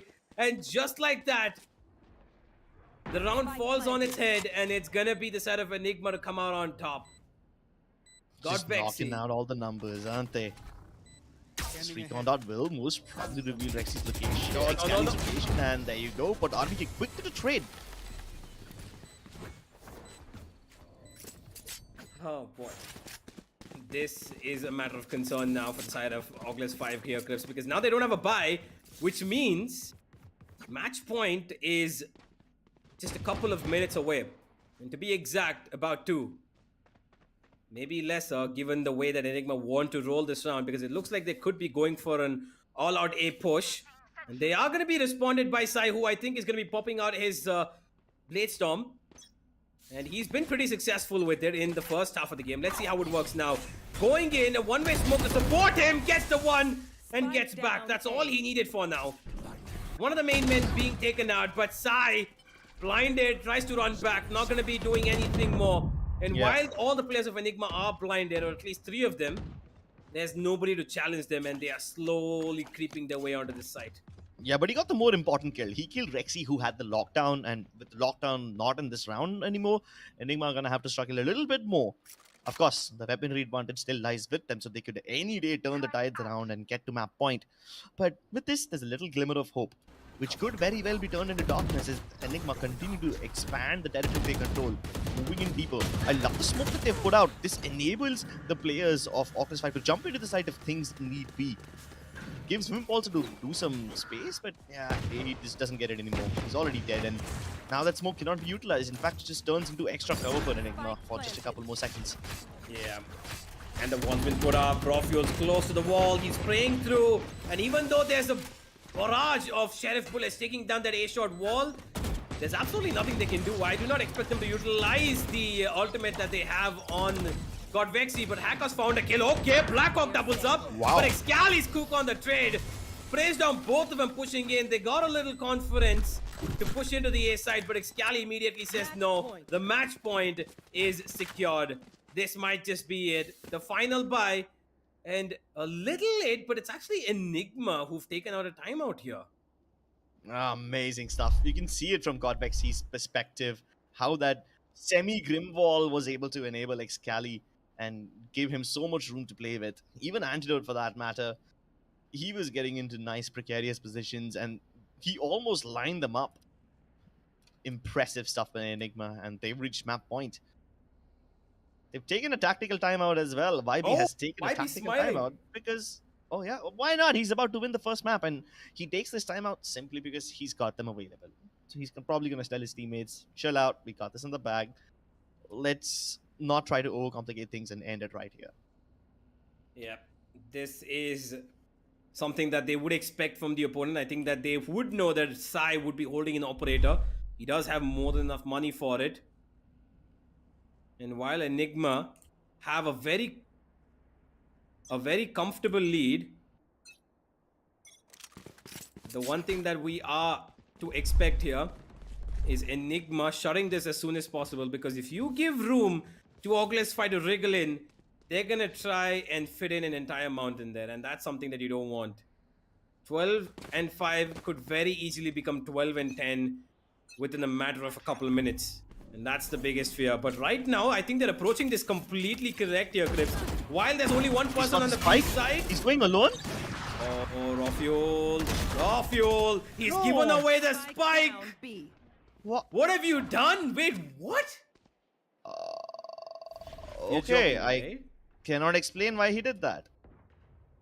This is an interesting strat because he went with the spike alone. And everybody else is going towards A. Is this some sort of a 200 IQ strat where they make them stay towards B? Excali. He doesn't get it. Of course he doesn't get it. They knew that this was probably going to happen. Wow. I mean, that's a first. Why not? Okay. I think I know exactly why these guys took that tactical timeout. They know they're going to win. They have a buffer. And whatever happens in this round doesn't matter anymore, right? Because Enigma can still get the kills, and they are about to wipe out the rest of Hogwarts Five anyway. But they do this play deliberately. Drop the spike smack in the middle of the site, force all of Hogwarts Five to be there, and then they have Excali try to steal the spike with the teleport, come back towards A, and then they get a free plant. It didn't work. They tried, but it didn't work. And there's an easy solution to fix this problem. Just go ahead and shoot them in the head. They committed a lockdown for that as well. I don't know, is this by design or is this some I- genuine brilliance that seeps through from Enigma Gaming? Was this by design? I mean, they got backup think it plans upon was. backup plans, right? In case Excali's TP gets killed, you still have the lockdown and you can still steal the spike, you can still make them clear out. This is just 200 IQ stuff. Or maybe this is 2 IQ stuff, but still ends up working because Enigma are just that good. I honestly have never seen anything quite like that being done before. I'm thinking to myself, okay, Rafuel has a spike. He's separated from the team. Why? Maybe it's just something that they're doing, giving him the spike for the moment, and whatever it is. He runs straight in. It doesn't matter. He was meant to be killed over there. That's literally what he went for. And the man let the spike drop down. And that you saw how fast the rotations came, right? And they expected the Omen ultimate to pick it up, but the side of Hogwarts Five was so quick on the trigger, they of course they would stop it. They knew that this was going to happen. At some point, they realized that's exactly why Excali was stopped from teleporting, but it didn't matter. It's more the match highlights, and we'll see that last round in the end, of course. But now this is a whole new strat that I've quite like never seen before with an Omen play. Enigmas, I don't know who thought this up, but somebody give them a chocolate or whatever, man. Nah. Now you know why YB was smiling. Yeah, maybe that's He wanted to try this out. That's Yeah. probably what gives this man the pleasure, trying out new things and making up new outplays like that. And if it's not just YB, even Excali and Rafuel played out of their minds today. Even Antidote for that matter, that guy was popping off. Quad kills upon quad kills, clutches all the way from the captain. And even Excali had so many Omen diff moments and outplay moments where he's getting kills after teleporting into these risky positions. That was impressive from Enigma. They were totally in cruise control and they just never seemed to lose a grasp on their round. Yeah, they had complete control from start to finish. Every one of their players individually, performing with not just their aim, but also control of how they want to play the pace of the game. They had everything. From Rexy getting this clutch to Antidote absolutely obliterating the next round with his 90-degree transfer of spray. It was just, beautifully done by Enigma Gaming, not just as a team, like I said, individually as well. They tried so many different things, and I'm honestly really impressed. And I'm just wondering, how can you actually beat a team that has their strat book, even though sometimes looking a little too different, maybe wacky strats that we've not seen before? How deep does it actually run? Like, how good are they as a team thinking about stuff, and when individually they pull off something crazy, just like Antidote did? Yeah, I mean, it's not just the strats, but even the aim on point from everybody. This 1v1 between Excali and Wimp protects him. Excali is probably the first time that somebody has been able to stop Excali's Omen plays. Like, the Omen diff score was 3-1. And that was the only time Wimp was able to actually beat him in a fair duel like that. But the problem started to emerge from this round. You see, they didn't clear out the backside. Antidote was able to get the plant, get the kill, and just win the round for his team entirely. And it happened not just one, but it happened twice. And if you do seem to find a solution to that, you can't really stop Rafuel from popping off. Has to be so brave to pull off something like this, right? The paranoia went in, he asked, and he first isolated the kills with that cloudburst. I don't know if that was intentional or Wimp just happened to walk out of the cloudburst at that very moment, but then he dived in, got the kill into Sai as well. And then Excali lining them up like here. This was honestly quite a match that Enigma Gaming have shown their dominance in. 13 and 5. And even though, look, all four of them went towards A, and even though the spike was in the hands of Orgless 5, they just, look at this, they just went one after the other. Antidote was just popping heads after heads, and what a game this has been for the IGL himself, and of course the entire team as well. Yeah. Just brilliant stuff. It's done quite a bit of a number on Orgless 5. Are they going to be taking Haven? We'll find out in just a bit, ladies and gentlemen. We will be back with the LG Auto presents Tec Gauntlet Season 4, powered by Crucial and Gaming Partner Intel. Don't forget, gaming with Intel provides the best value and, of course, the overall best experience. And don't forget to use the hashtag GameWithIntel to find out more. And do go check out our apparel partner 656. We will be back in just a couple of minutes.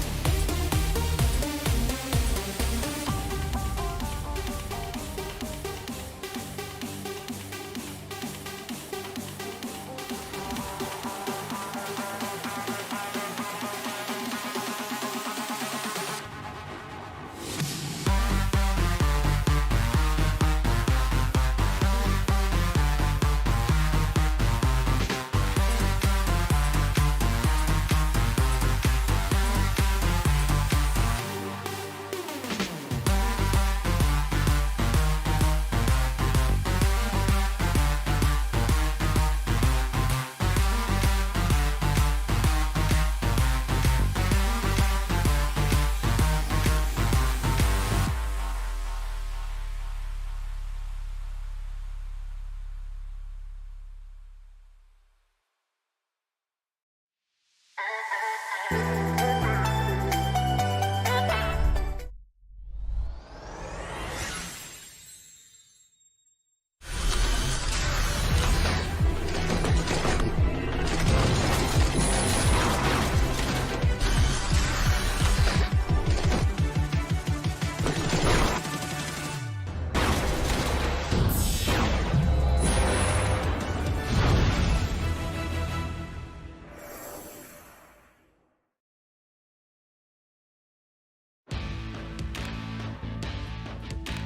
the legends of memory and storage.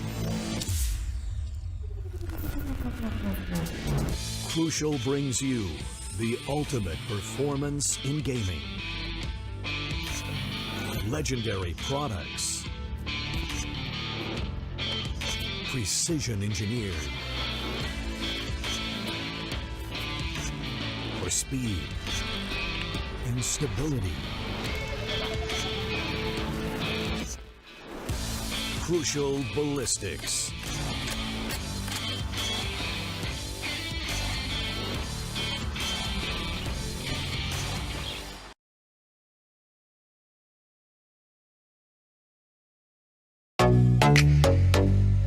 Hi guys, this is Zaya and welcome to Streamer Reviews, where gamers review the best new gaming laptops.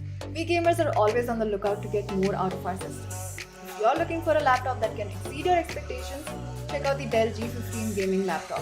Its 11th gen Intel Core i7 processor surpasses my expectations with a max turbo frequency of 4.6 GHz. It also has a game shift key on the keyboard which triggers a dynamic performance mode to maximize the fan speeds to keep your system cool while the processors push harder. The G15 also sports an Intel Thunderbolt 4 port which boosts your transfer speeds to unbelievable levels with its blazing fast bandwidth of up to 40 Gbps. It also lets you connect all your accessories using a single port. It's obvious that this system is designed to go above and beyond to deliver the results that you desire. Get your Dell G15 powered by 11th gen Intel Core processor now.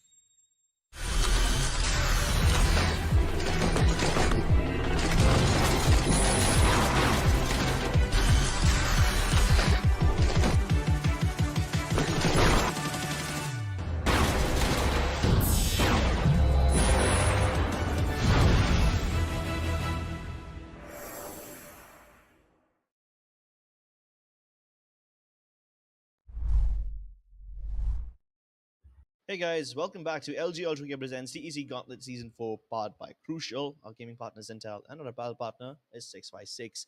These games are amazing. The 200 IQ strats we got to see from Enigma Gaming were absolutely mind-blowing.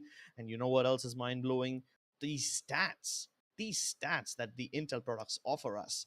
They have amazing performance and they deliver the best value by delivering the best overall gaming experience. So go ahead and follow the hashtag Game with Intel and show them some love as well. But my love lies purely with Enigma Gaming right now. They stole my heart away. They couldn't steal that spike away in the last round, but they damn well stole the map and my heart as well. Yeah, most certainly indeed. I think that Enigma have quite, they are definitely not to be trifled with. And given that they just pulled out such a good victory on Ascent, the opponent's map pick, like I said, Ascent is something that Hogwarts Five need to be careful with because Enigma are just as good as any other team. They have it in their map pool when they usually play as well. It's one of their, not go-to maps, but they absolutely will always have it at the back of their mind, knowing that it's ground zero. We can always play Ascent if it all know the map. And now we have Haven, which is yet again an Enigma pick, which I believe that they should be pretty good with. And I know that even Orgless 5 have players who are rather great on Haven, especially Blackhawk and Wimp. When they were part of EXO, they had this setup on Haven. Haven used to be one of their go-to maps that they used to pick, which I think works out really well for them, especially Blackhawk playing on that seaside when he had the Astra still. So I'm not quite sure what he's going to be picking in this map. We'll find out in just a couple of minutes, but Enigma Gaming having gone with Haven is a little bit of an experiment, I believe. And Bind in the end, of course, I'm not quite sure if we're going to see it by the state of things that have currently been presented to us. Orgless 5, the ball's in their court. This is how they need to play it.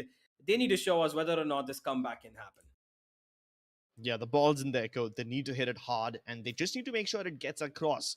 Whether or not Enigma Gaming hit back is a completely different question and a problem that you have to deal with another time. But first things first, going into Haven, August 5 are going to be starting on the defensive side. Now, we've already seen what Enigma offense can accomplish. They have all these strats and backup plans if those strats fail. They were going to have a myriad of strats to throw at them in this map, especially when there's three bomb sites. I mean, all those lurks by Antidote were perfect.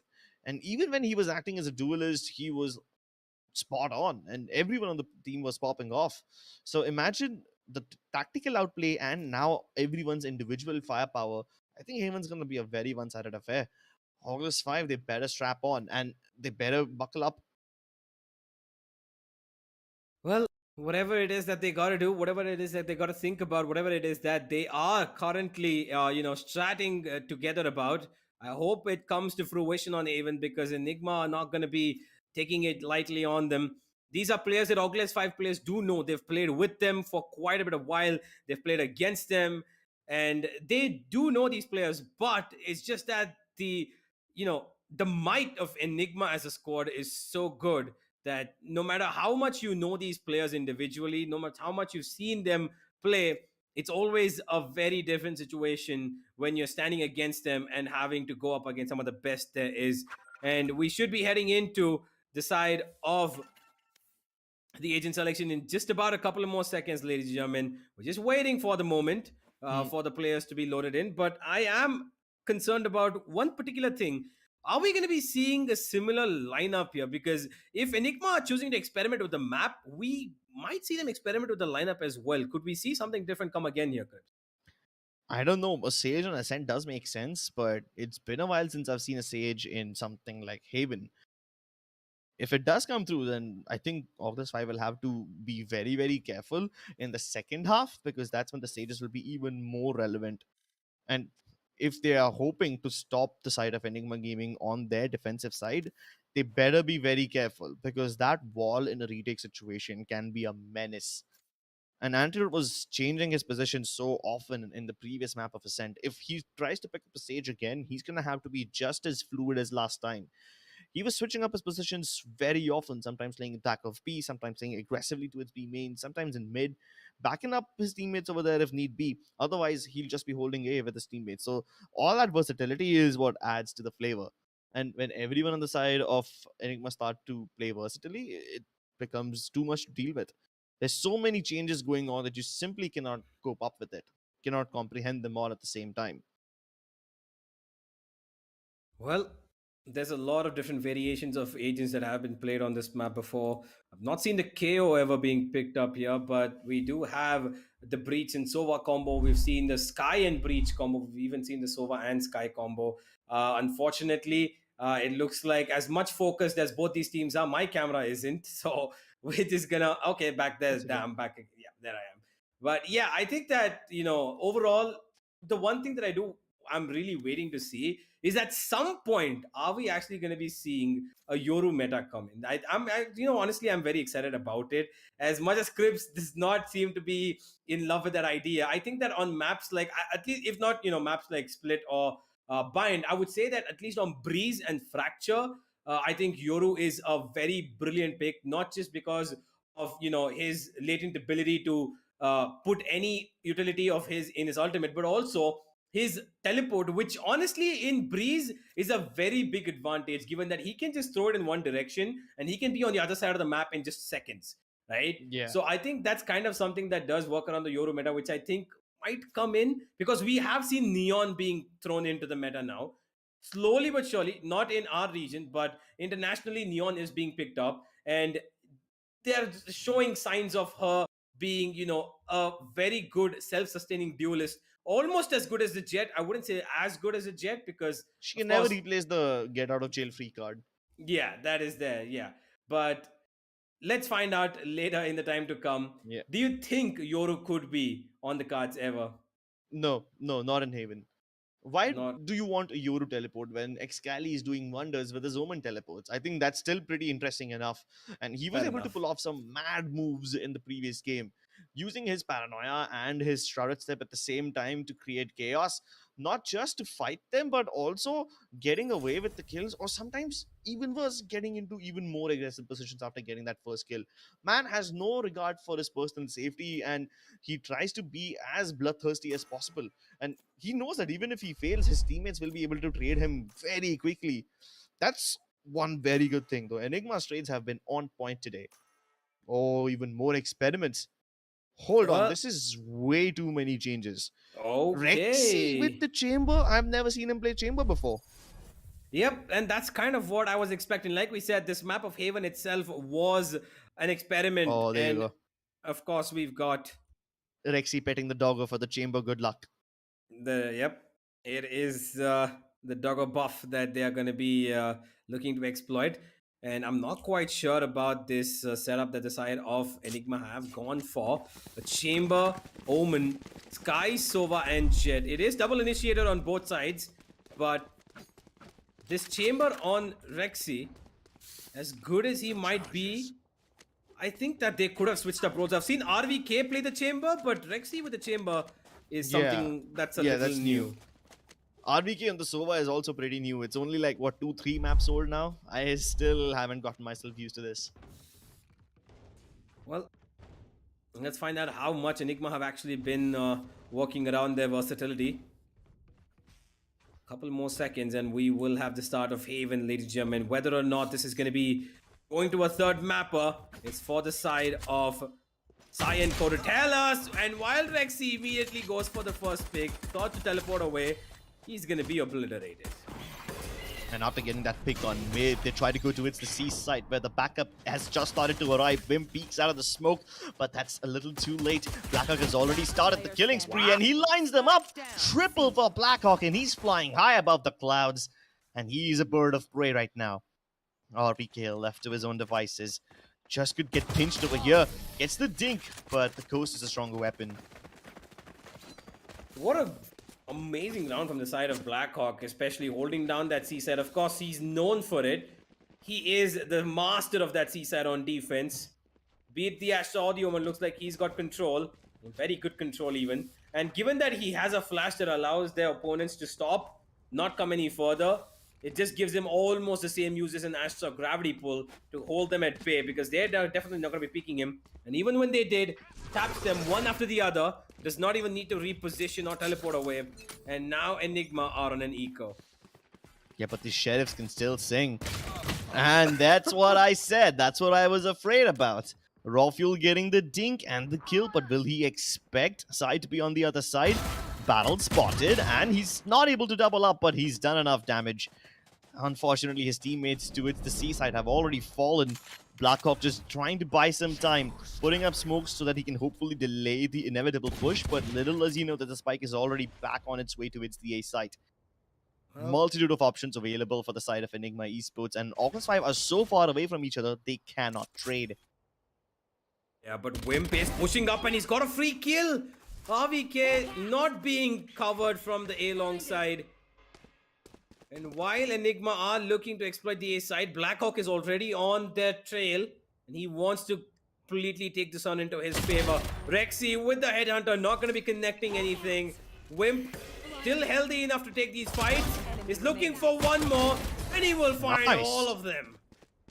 Blackhawk stepping up in the pistol, Wimp stepping up in the consecutive round. And he's almost farmed up the Seekers. just 1 point away from them. I was so afraid for the side of Hogwarts Five. They were far away from each other. Wimp had no backup. And even though Blackhawk was on the lurk, he would have been easily detected by the trademark of Rexy. There was no way to help him out. And Wimp, he doesn't need help. Erase their sky. Well, just as Omen said it, erase their sky. Let's find out if that's going to be the case. Oh, Blackhawk spots a multitude of people. He does tag down Raw Fuel a bit, but Rexy will take out Wimp. And that's the sky being wiped out first off. Sai misses his shot. Looking for some sort of an opening as Rexy, being a little too reckless right now, can teleport away. But he's given the side of Orgless 5 a lot of pressure. And while he's crept up into window, he's just a crosshair away from God Vexy, who does have a sheriff. That's about it. You get one chance, and the positioning's not right. Rexy looks to engage deeper in towards B simply because he heard Sai's footstep but then gets baited. No problem, he's created a distraction towards the garage so that his teammates can focus on the A side, and Enigma will now get this plant. By just committing one life, Rexy's life, they're able to get a free plant, and now the retake's on. Weaponry advantage equal. In fact, it might just be worse because retaking with an orb can be very difficult for Sai. He doesn't even have the dash available again. They're waiting. God Vex is probably going to be putting up the recon, which is going to be shot down pretty quickly, I believe. He's taking care of even the backstab just in case anybody's coming next. Scally holding on to the flash, waiting for behind him. cute. Oh, never mind. Still underneath. They will take care of Blackhawk. I thought he tried to go for a massive teleport over there. Me too. But it will be mitigated. Damage will be taken care of, and Enigma can still hold on. Time is already ticked away, and it might just look like a save from the side of Hogwarts 5 now. Yeah. Whew. There is one thing though. Antidote playing on the Sky role is not something that I was expecting. I thought either one of, I thought Excali plays the Sky very, regularly on Haven. I've seen him play it multiple times, and they have shifted up roles because Antidote usually does play Astra on the map of Haven, but clearly they've shifted up roles and they're trying quite a few new things in this game. Four players have gone up and about trying different roles, and it's only Raw Fuel who, as we know, the deadly duelist he is sticking to the jet. And exactly. I'm honestly excited about this. I like that Enigma are trying to get all of their players to play roles that they might or might not be comfortable with, to see how exactly they can fixate about their lineups, because they've even got Hika to consider, right? Yeah, they even have Heka to consider. Heka used to be a lovely Sage main, and Antidote is already filling the shoes of a Sage main. He did that in the Ascent, and now he's playing another healing character, but no heals available to Vexy. He's dead in the tracks. Wow. Even Wimp goes down, and they're getting kills everywhere, towards A main, towards B, and now they have all the map control in the world. The last two defenders back towards Garage and C respectively, and now with the teammates dead, they might not even start to move towards A. Most likely will save yet again. Two saves in a row. That can't be good for your economy. One of them's already been spotted, and they're coming on the hunt. You can see they've left the A side completely. All 5 players want these kills, and Blackhawk might be able to suffice with one. Rexy could just walk into his crosshair. Oh, okay, yeah, he will. A little bit of a scary moment, but here's Sai walking into one of a scary moment of himself. Blackhawk with 2. Doesn't matter how many he does take down, though. Enigma do have economy for the next one. Okay, that's a little scary. Don't push it too far now. Giving him 1v1s and letting all of your players lose out is not the best of opportunities to exploit in the next round. Yeah, they just want to make sure that this save bonus is absolutely decimated and Blackhawk dies after the time it takes. So, yeah, virtually no money, no weapons saved, and Enigma can still afford to buy.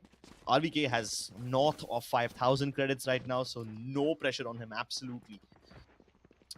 Yep. The defenders, though, after winning the first 2 rounds of the game, they've lost all that steam, losing the buy round and the one after it. So we're back to square one, essentially. And Enigma have not even started to show us the depths of their playbook. Indeed. They're just playing with as the moment takes them. They're going with places where they can find the first picks, and they're doing it pretty well. So they don't really have to, to try and do something different for the moment. And this is different. The space, it's very quick. They haven't done this before, and Raw Fuel, like an absolute demon, charging into enemy territory and taking matters into his own hands, taking lives of his opponents. Spike planted. They act with a vengeance. Most teams, when they're on an anti-eco, when a team like Enigma is on an anti-eco, and they know for a fact that their opponents have just sheriffs, they might stack or they might go for something risky. They will play usually a little more conservatively. But Enigma, they show no remorse. They rush right into the ace side and they go for even more. They've lost 2 players because of this overextension, and this is another chance for the side of Hogwarts Five to walk away with some weapons after their economy had been completely destroyed, but they take no prisoners.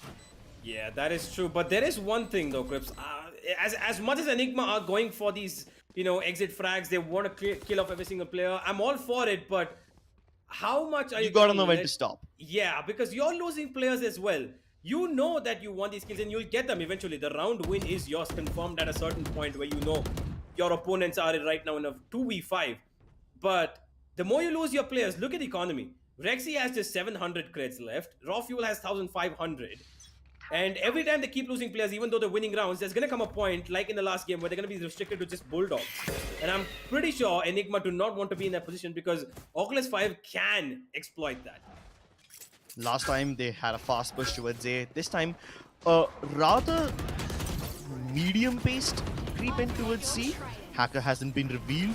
Raw Fuel still inside the smoke. The Seekers will eventually find him, but by the time that damage is already done, Hacker now holding on to a threat, somehow still not killed. Miscommunication as he triples up.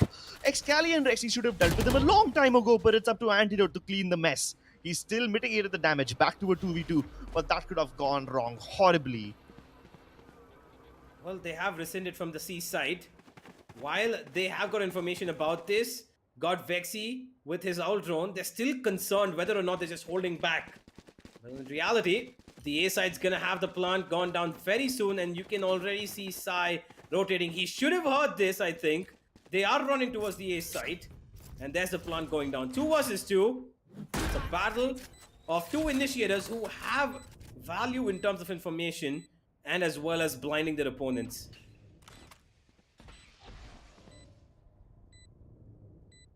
Do they net him a kill? Yes, they do, and he gets away with it. Not absolutely free.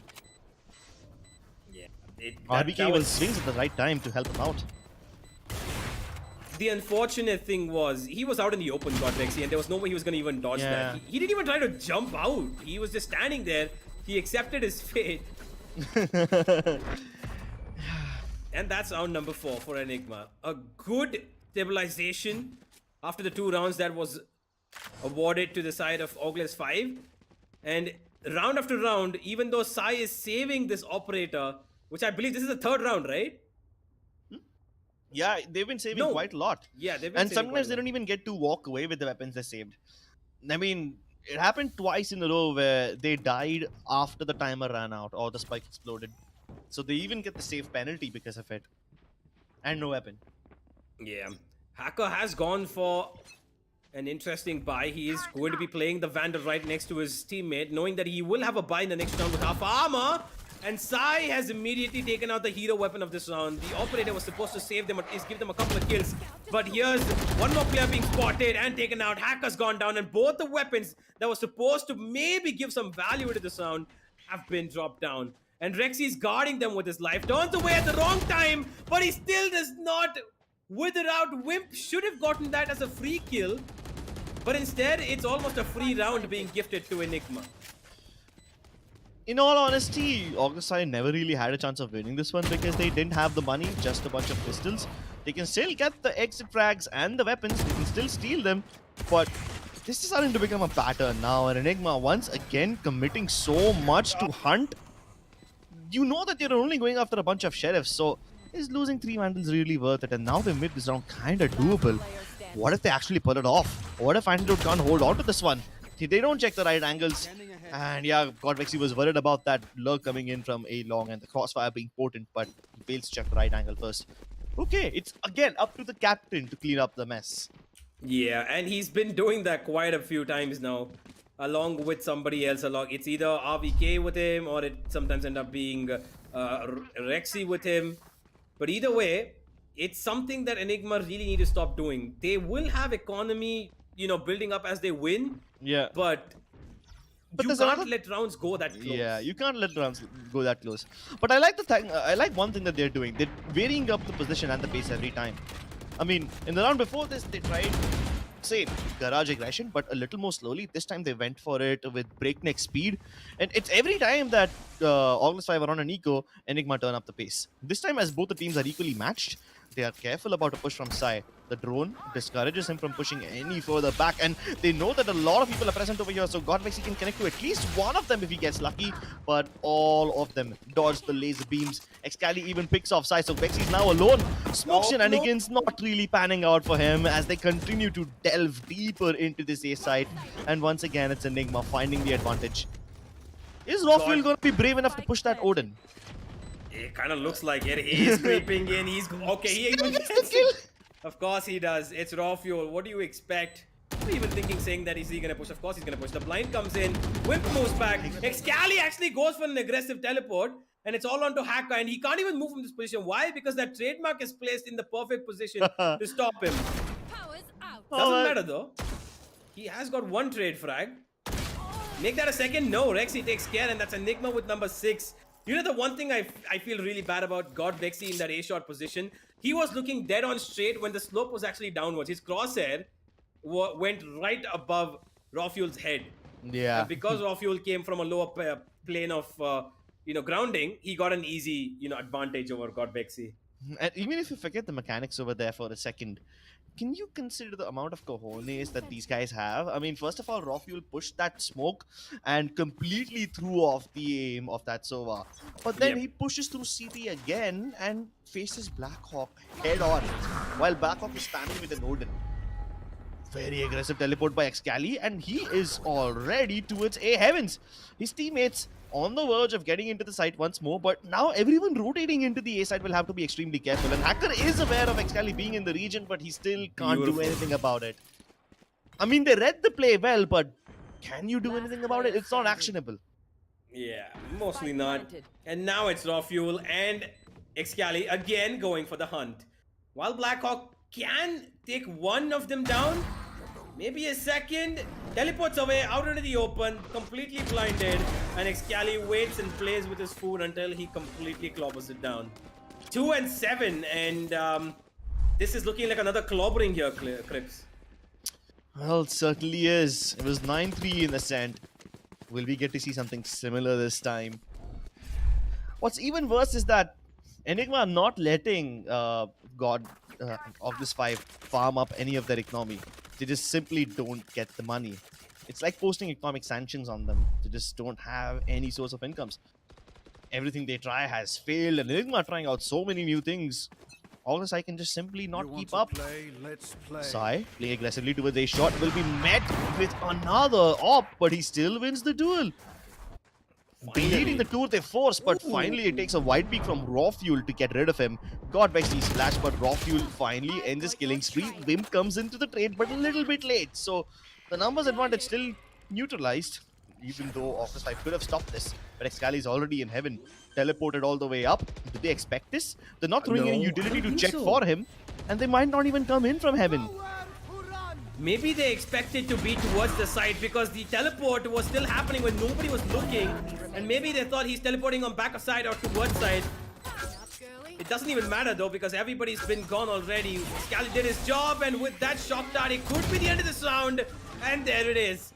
As much as Wimp could have taken the kill on to RVK, Scally's there to cover up for his teammate, and that is round number 8 for Enigma. It's just so funny how Excali is able to get into A heaven so often without being punished. If any other Roman tries this, he will be instantly sent back. Once he gets in there with an ultimate, this time he got in there with the Shrouded Step, and he waited for the right time. The moment that Hunter's Fury was popped, he knew that all the members of Orgless 5 will be busy dodging the laser, and they won't even be able to hear his footsteps. Peeks out, gets an easy kill, and there it is. Another round in the favor of Enigma. Can they get yet another one? The smoke buys Blackhawk a little bit more space, but the moment he sees everyone rushing through, it's gonna be a nightmare. And even though he's got them blinded, he still gets shot. I mean, Rafuel had a big black ball over his head, and he was... I can't explain how Rafuel's getting all these kills. He's just pushing smokes, and he's got all the backup he needs. The flashes are perfect. Finally a Blade Storm whiff, but that's completely okay. He's done more than enough. Ooh. Enigma, you gotta be careful. Yet again, coming up to your aggression could prove to be a little disastrous for you. Now got Vexy's in the 1v2. He might as well expect this, but he doesn't turn. He doesn't check the complete corner. He just expected somebody to be in an off angle right in the dead center of window. Last round. But before the Excali, switch. well, being the 200 IQ player he is, sticks to the corner at the very edge. And of course, he finds God Vexy 9 and 2. And this is a last ditch effort to try and make it the cursed scoreline again for the side of Hogwarts Five. But They don't have the money to try and put up a Yeah. 9-3. So you can't even have the curse working for you. There's just one Vandal onto Vexy, and he had to sacrifice full shields for it. Only getting light shields.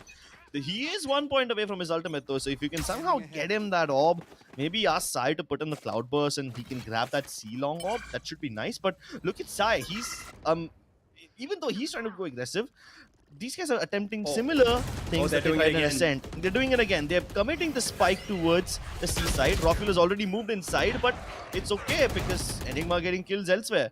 So Rofuel, while he's already in the C side with the spike, he doesn't even need to plant because his teammates are opting for a much more violent solution. yeah, it's towards mid. over. 5 versus 2. God Vexy is going to be spotted out coming out from A main. He's got that trademark on the other side of him. While he wants to be a little bit sneaky about this, the trademark's not going to let him be. And Excali, He Yeah. teleports 2 feet away. yeah, of course, he has to use the ultimate. It's the last round. There's no other way around it. God Vexy's been spotted, God Vexy's been killed, and that's left Hacker in a 1v5. And if he wants to... Oh! Rofuel playing to the left of... He gets a dink. But nothing more than that, it seems like. Rofuel's going to take him out with a classic 10 and 2. That's worse than Ascent. And it might just be good night here, Switching Chris. sides. You have to respect the humanity. Excali almost came in for the knife. But yeah, you don't really let Excali go I for think it that was taken knife. away. Yeah, it was taken away, stolen away by Rofuel. But once again, you saw that, right? Rofuel going with a spike alone on C side, none of his teammates behind him. They tried doing the same thing again. Yeah. And Excali was supposed to use that teleport. So he used it to get 2 feet ahead of himself. Kind of bad manners, not gonna lie, but who can stop him from having fun? That's true. Well, while this has been happening, Orgless Five, well, their journey in the last match of the TEC Gauntlet Season 4 hasn't been very pleasant. And it doesn't look like it's going to end that way. Although they will be finishing in 3rd position. If a comeback does happen, I would love to see Bind on the cards, but it's almost unlikely that this happens. Oh, got Vexy, will spar out 1, Antidote gets 1, damages another, throws down his Tasmanian Devil. Rofuel will take care of A-Long while all of that is happening. And a weird exchange of bullets here between God Vexy and Antidote. And while RVK trades it out, they're going straight for the knife here. Oh. Yeah. Wow, that is Yikes. a beatdown. And they doubled up so quickly on the side. It's almost like the rotations were instantaneous. Even Neon can't rotate this quickly. Absolutely not. They don't need a Brimstone Stim, it looks like. They don't need a Neon. They just find the way they are. Absolutely demolishing their opponents. Pretty much what we expected from Enigma throughout this entire tournament. And it looks like they are going to be going unbeaten. Unless a miracle, which is what's required off of Orgless 5, occurs somehow. Okay, Excali, walking out with your knife is not the best idea. While Hacker takes out 2 of them, this round has turned around to be an Orgless 5 round. Post by works. This was the last lifeline. They went for the Spectres with only half shields, and if it didn't work, then the map was basically over for them. They wouldn't have money for the entire game. But it seems like they can still win it, unless RVK and Antidote go for the clutch. Antidote has pulled off some ridiculous clutches before, and now he's looking to enter towards Garage. Sai is already low, so the first point of contact can probably be taken care of. RVK hasn't found any success towards the side yet, so that's less space available for them. Recon also doesn't reveal anyone, and there you go, the healthier player is dead. Yeah, well, Sai is just playing a cat and mouse game here. Every time Antidote came into Garage, Sai went away. And then Antidote went out and Sai came back towards Garage. While Antidote wants some exit frags, he will be only getting 1 of those. A round after probably eternity for the side of Orgless 5. But how much value does this put on for them? Maybe a couple more rounds. They've broken Enigma's economy. Finally, the economic favors are shining upon the side of Hogwarts Five. Lady Wealth has shined upon them. Will Lady Luck also join her? Well, Let's see. find out. We'll find out. Fuel wants to go aggressive towards mid. He does have a sheriff. While he is being stopped for the moment, they are rushing in close. Orgless 5. Blind goes in. Excali should be able to get that kill. He's surrounded, but it doesn't matter. Excali gets 2. Excali gets 3. Bro. And with that one jet smoke that his own opponent puts in, completely blindsides 3 of them. How is that possible? Why did Sai not have a clue about where Excali was? And look at the tragic tale of Blackhawk and Godvexy. They're in perfect position to plant, but the spike is lost.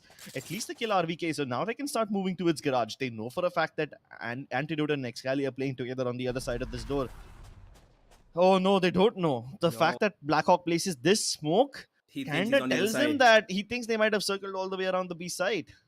Yeah, but that's not the case. There's a smoke coming in from Excali. There's a blind coming in as well. That spike is such a prone place for a crossfire. And while Antidote is actually circling around, now it's Excali's to win. He does give it away, but that doesn't mean that they're not going to be running towards the C side. And Antidote's found the perfect turnaround round. No, he hasn't. Godvexy will take him out. The Spectre will not connect its shots as good as Godvexy's, and that is round number 4 for the side of Orgless 5. Yeah, that recon dart basically forced Antidote to give up his position, and the crossfire would have been potent between Excali and Antidote otherwise, but If because they would have had to just move stuck there. Yeah, but yeah, breaking the recon dart would have resulted in both their positions being revealed. So Antidote thought it was a good idea to circle all the way around, maybe take a little bit of control towards Garage, hopefully catch them off guard. Would have been the right play, but it didn't work, which is fine. We didn't expect it to work anyway, right? This was supposed to be Orgless 5's round in the first place, considering the economy they had, but now Enigma have full weapons, and Rexy has a better position. Blackhawk takes him down from the high ground, and now Sai gets activated. He can probably dash into the side with one of the areas smoked off, but do they expect this counter push from Raw Fuel? Once again, using the smokes to their advantage, and he found You're it. joking. Come on. He can't just walk out of a smoke completely unpunished and goes away with a free kill. You can't let Raw Fuel exploit such contingencies. It's a nasty, chunky bite out of the shoulder of that server. And Blackhawk also getting a kill. Moves away with the teleport. So they will probably expect this. This is a very readable play. But do they read this C-side take quickly enough? Enigma have an idea, but they might just have let them pass. Unless Excali can thread the needle, spots the gap, and he kills off the heal from the sky, reveals the position of one more player. And now they know where Wimp is. They know that everyone's Oh, trapped that towards the blind's side. perfect. Nobody went towards C-Long, so he doesn't have to worry about a crossfire. Whiffing some of the No! shots, but the blind is perfect. Wimp and Blackhawk recover this. Woo! I think This that could have gone blind- south very quickly. Wasn't that blind from Antidote that Excali got blinded by? Was I it? think it was.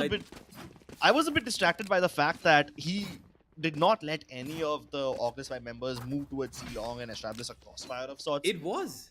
And with all of them being on the side, all of them being on the C side, that would have been so much easier for the side of Enigma to deal with in a retake situation. Oh boy, another round for Orgless 5. They're slipping in a little close, but not close enough for them to have any sort of confidence. While they are going for these flashy plays, it has pushed Antidote back. They are ready with their eco round, it seems. Seekers go out. Sai will take Antidote out immediately with RVK as well. And even though there is Blackhawk teleporting on the back side for information, it's all out of Rexy to try and save this, but no. Well, Excali, one Spike planted. trade frag, picks up the Vandal, has got a little bit of fight left in him, runs away at the right time, almost giving away his life, but not aware of the fact that somebody's coming in from mid. That's going to be the end of this round. 11 and 6, they're halfway there here, Crips, but can they get across the finish line? I'm just a bit baffled by the fact that Orgless 5 are also doing the same overextensions that Enigma were. You know for the fact that Enigma didn't give a damn about losing their rifles when hunting down the eco weapons. I didn't know that Orgless 5 would also go for the same kind of ballsy plays. Sure, they didn't want to let him get away with the Vandal, but they could have lost some in the process too. Either way, they know for the fact that Enigma have a buy round now, so no point hunting or saving down those rifles. It's gonna be equal scores. The only advantage that Orgless 5 have is that they have 4 ultimates, and maybe this could be useful. Well, at least one of them is not going to be useful anymore. Blade Storm out of the picture. Not even used. They still have the Lockdown and the Hunter's Fury, so maybe Orgless 5 can pull something together. But so far, they're only stationed towards the A side. Seekers will reveal a potential backstab coming in a little quickly, so they need to move. The time pressure is on. Lockdown committed, and RVK doesn't have any means to stop it. He can't even use the shock touch to break it. But can the trades at least go in their favor? Will Rexy be able to get away with it? Hacker recovers. There's a tiny gap that Antidote needs to exploit, but they will check for it. Oh, no. And it's all accounted for. Another buy round that goes away from them. Enigma need to be careful. The closer Orgless 5 get, the more dangerous it is for them. And while Excali will look for one, he's got 3 more to take care of. One of them is gonna take out the main man. Excali's gone. Raw Fuel might have gotten 1 trade, but no more, says God Vexy. Hacker was the MVP of that round, getting a 3k along with his ultimate clearing out the site. It is another round for the side of Orgless 5. And now things get a little bit dicey here for Enigma. 11 and 8 on the scorecards, given that this is an eco for Enigma. I should be a little concerned here, Grips. Or do you think that the next buy could settle this? Oh no, your concern is well justified. Enigma on an eco. They might do something wacky, they might do something risky, you never know. Orgless 5 still have to play it very carefully. Raw Fuel with a brave peek walking out of mid. No smokes towards window means he doesn't have all that much luxury. Having to check all the angles leaves him a little bit disoriented. But Sai looking to reorient this control of the B side towards his teammates. Now they found a little bit, so they're trying to deny the area. Enigma are trying to keep them out of the side, but they've already snuck inside. But the problem is the spike isn't headed towards B. In fact, the spike is going towards the A side. So how do they play this now? Do the players of Orgless Fire try to crunch from a link instead? That would leave Antidote very isolated and without any backup, and he will succumb to this overwhelming force. Excali quite again alone with Rexy on 2 polar opposite ends of the map they are. And while Rexy has the tour de force, not known for his operator skills, the man. He's left Excali in a 1v5 with a sheriff in his hands, and last time he was able to get a couple. 1 or 2 should suffice here to try and drop some weapons. I don't like this. We're moving in all alone. Well, at least now he has the backup of side, so he can still go ahead with the trades, but he gets them both. Oh no! And he's trying to go for the ninja diffuse. Of course, he's not going to be able to do it, but you can still try. You can still force the members of Orgless 5 to commit more guns to this and have them dead to the spike. Cause a little bit more economic damage. Oh no, they survive it. They get away with 3 guns. Still, that was a brilliant attempt though.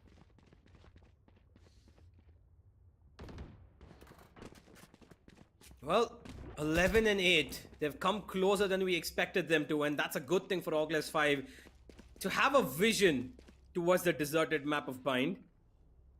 But just a vision, a small peak for now, not yet a whole story to be written. Yeah, it's the light at the end of the tunnel. Yep, and there's still a long journey ahead of them to try and find Bind.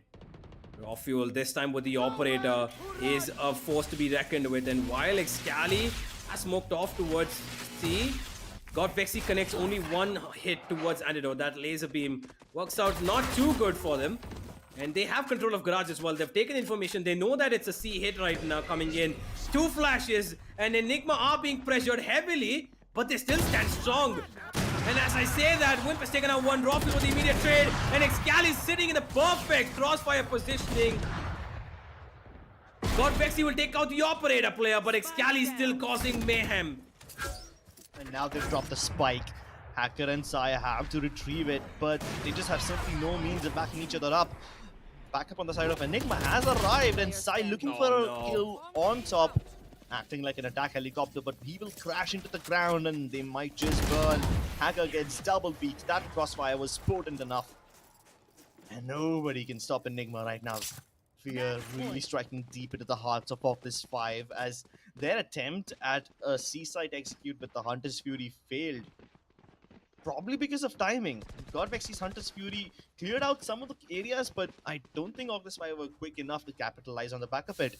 Even the flashes from Wimp and Blackhawk connected, but no follow-up.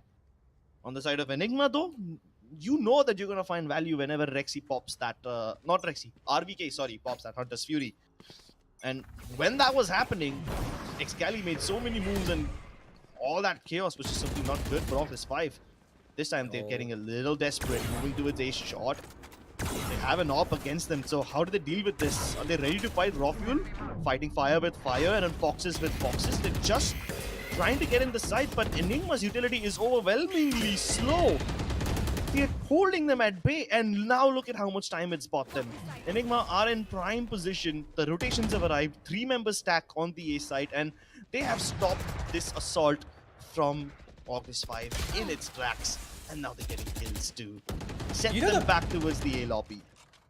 The best part about Enigma's defense so far has been, even though there has been so much utility being poured in by the attack, they did not give up their ground. And now, because of that, it looks like they're going to be winning this match with a lot more ease than they were expected to. There's the kill coming in.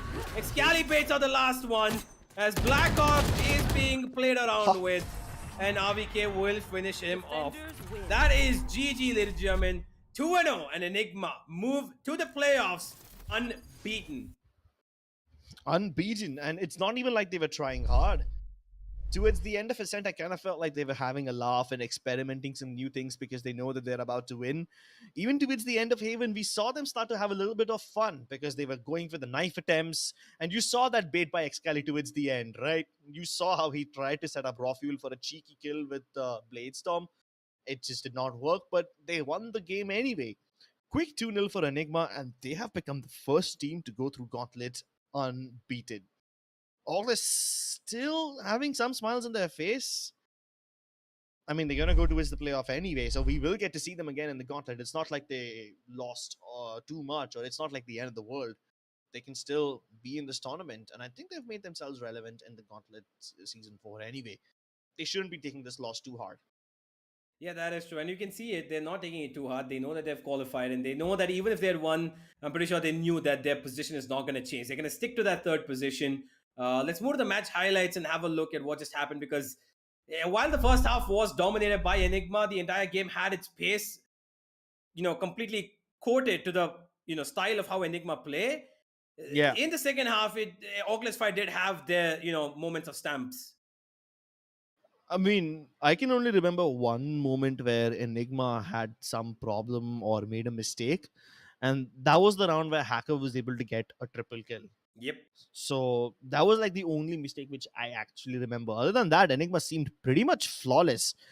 I mean, sometimes it's their raw aggression, like just raw fuel dashing in, or sometimes it's Excali getting into heaven. And he did that very often, sometimes with the ultimate, sometimes with the shrouded step. This is the round I was talking about. The only round where Enigma Gaming seemed to have a little miscommunication issue. But other than that, they did not relent. They did not let Orgless 5 come up with any more opportunities. Yep. And while Enigma Gaming were looking as strong as they possibly could, they had a little bit of change as well, not to forget that. They had their players shifting up their roles. Excali playing the Omen. He used to play that very early on in the first few days of Valorant when it was introduced. He was known as the bully Omen, but it looks like he's come back to it. He was bullying them across the place, across the entire place, and 2 maps as well on top of that. And I think that it worked out for them in a way that, Antidote looks like he is settling into multiple roles. He's having even the initiator in terms of Sky come into the play with his, agent pool that he can go to. But this was a day where Orgless 5 were actually not at their very best. So Enigma Gaming might have to play against multiple more teams to see if this actually works out, them switching up roles. Because, Orgless 5 were just having a bad day overall, especially on the first halves of both maps. So yeah, I'm not quite convinced, but this was still a very, very great victory for the side of Enigma. Yeah, and sometimes Orgless 5 were able to fend off these ridiculous strategies and these smart plays.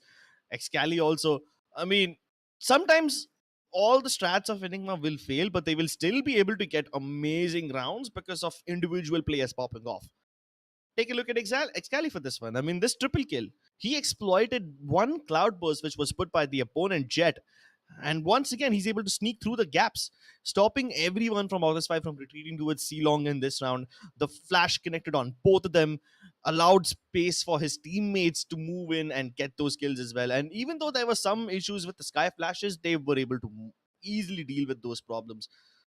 Enigma Gaming, they did a phenomenal job of exploiting Orgless Five's little errors. And they might not even look like errors to a normal person because, it's just routine. But those tiny gaps are what Enigma can exploit. And that's the difference between them and any other team. No other team is able to punish your opponent so hard for something so trivial. Indeed. Overall, Enigma, while they had their moments of slipping about, they had control. They knew that they could finish off the game when they wanted to, and that's exactly what I loved about this particular round. While Enigma were throwing, getting thrown at so much utility from A shot and both A long, you did you see they did not back out at all. Both of their initiators were holding their ground, and they were just absolutely taking care of whatever came. They responded utility with utility, and they responded kills with kills, as you can see on the scoreboard as well.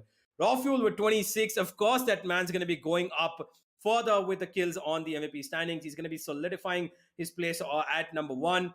Excali with 20, and these two ran the entire show. 359 ACS. How many times did this guy actually die? I am just gonna look it up. 18 times, and Excali just 12. Wow. 350 ACS? More than that? That's very rare. We barely get to see 300 ACS in the game. This man touched 350. Yep. And on the other 400 side, soon, maybe in the playoffs. well, that depends on how he's going to be performing. Is he going to go more further than that? But for the moment, it is done and dusted for both of these teams in the group stages. And as it stands, ladies and gentlemen, Enigma move into the playoffs unbeaten. 13-5 and 13-8, the scoreline that they have won against Orgless 5. Let's move to the group standings.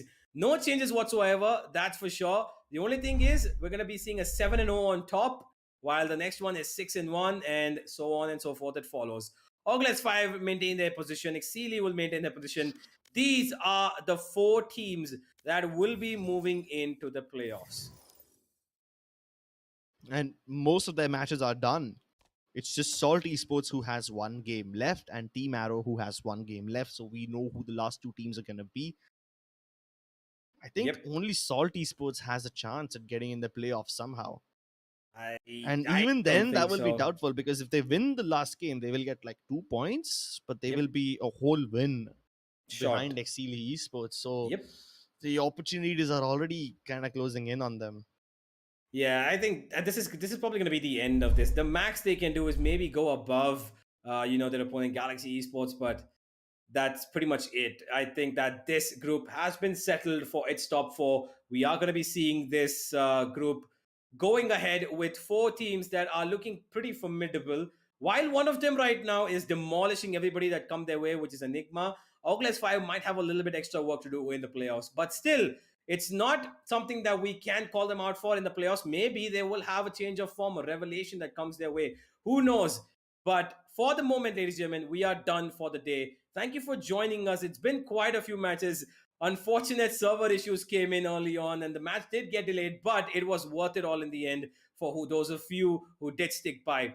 With that, we are going to be calling it good night for now. You are watching the LG Ultragear presents TC Gauntlet Season 4, powered by Crucial and Gaming Partner Intel, who provide the best gaming value and the overall best gaming experience. So don't forget to flaunt your products when you buy them from Intel with the hashtag Game4Intel. And of course, check out that hashtag across multiple social media platforms to know more about what they're doing. If you want good jerseys like the one that Crips is wearing, do go ahead and check out 656. They got pretty cool stuff over there. And you can don the beautiful black and yellow jersey that we've got here as well. Thank you all for joining us. We will see you all tomorrow with the Valorant action on Gauntlet as it never stops. Good night and happy gaming.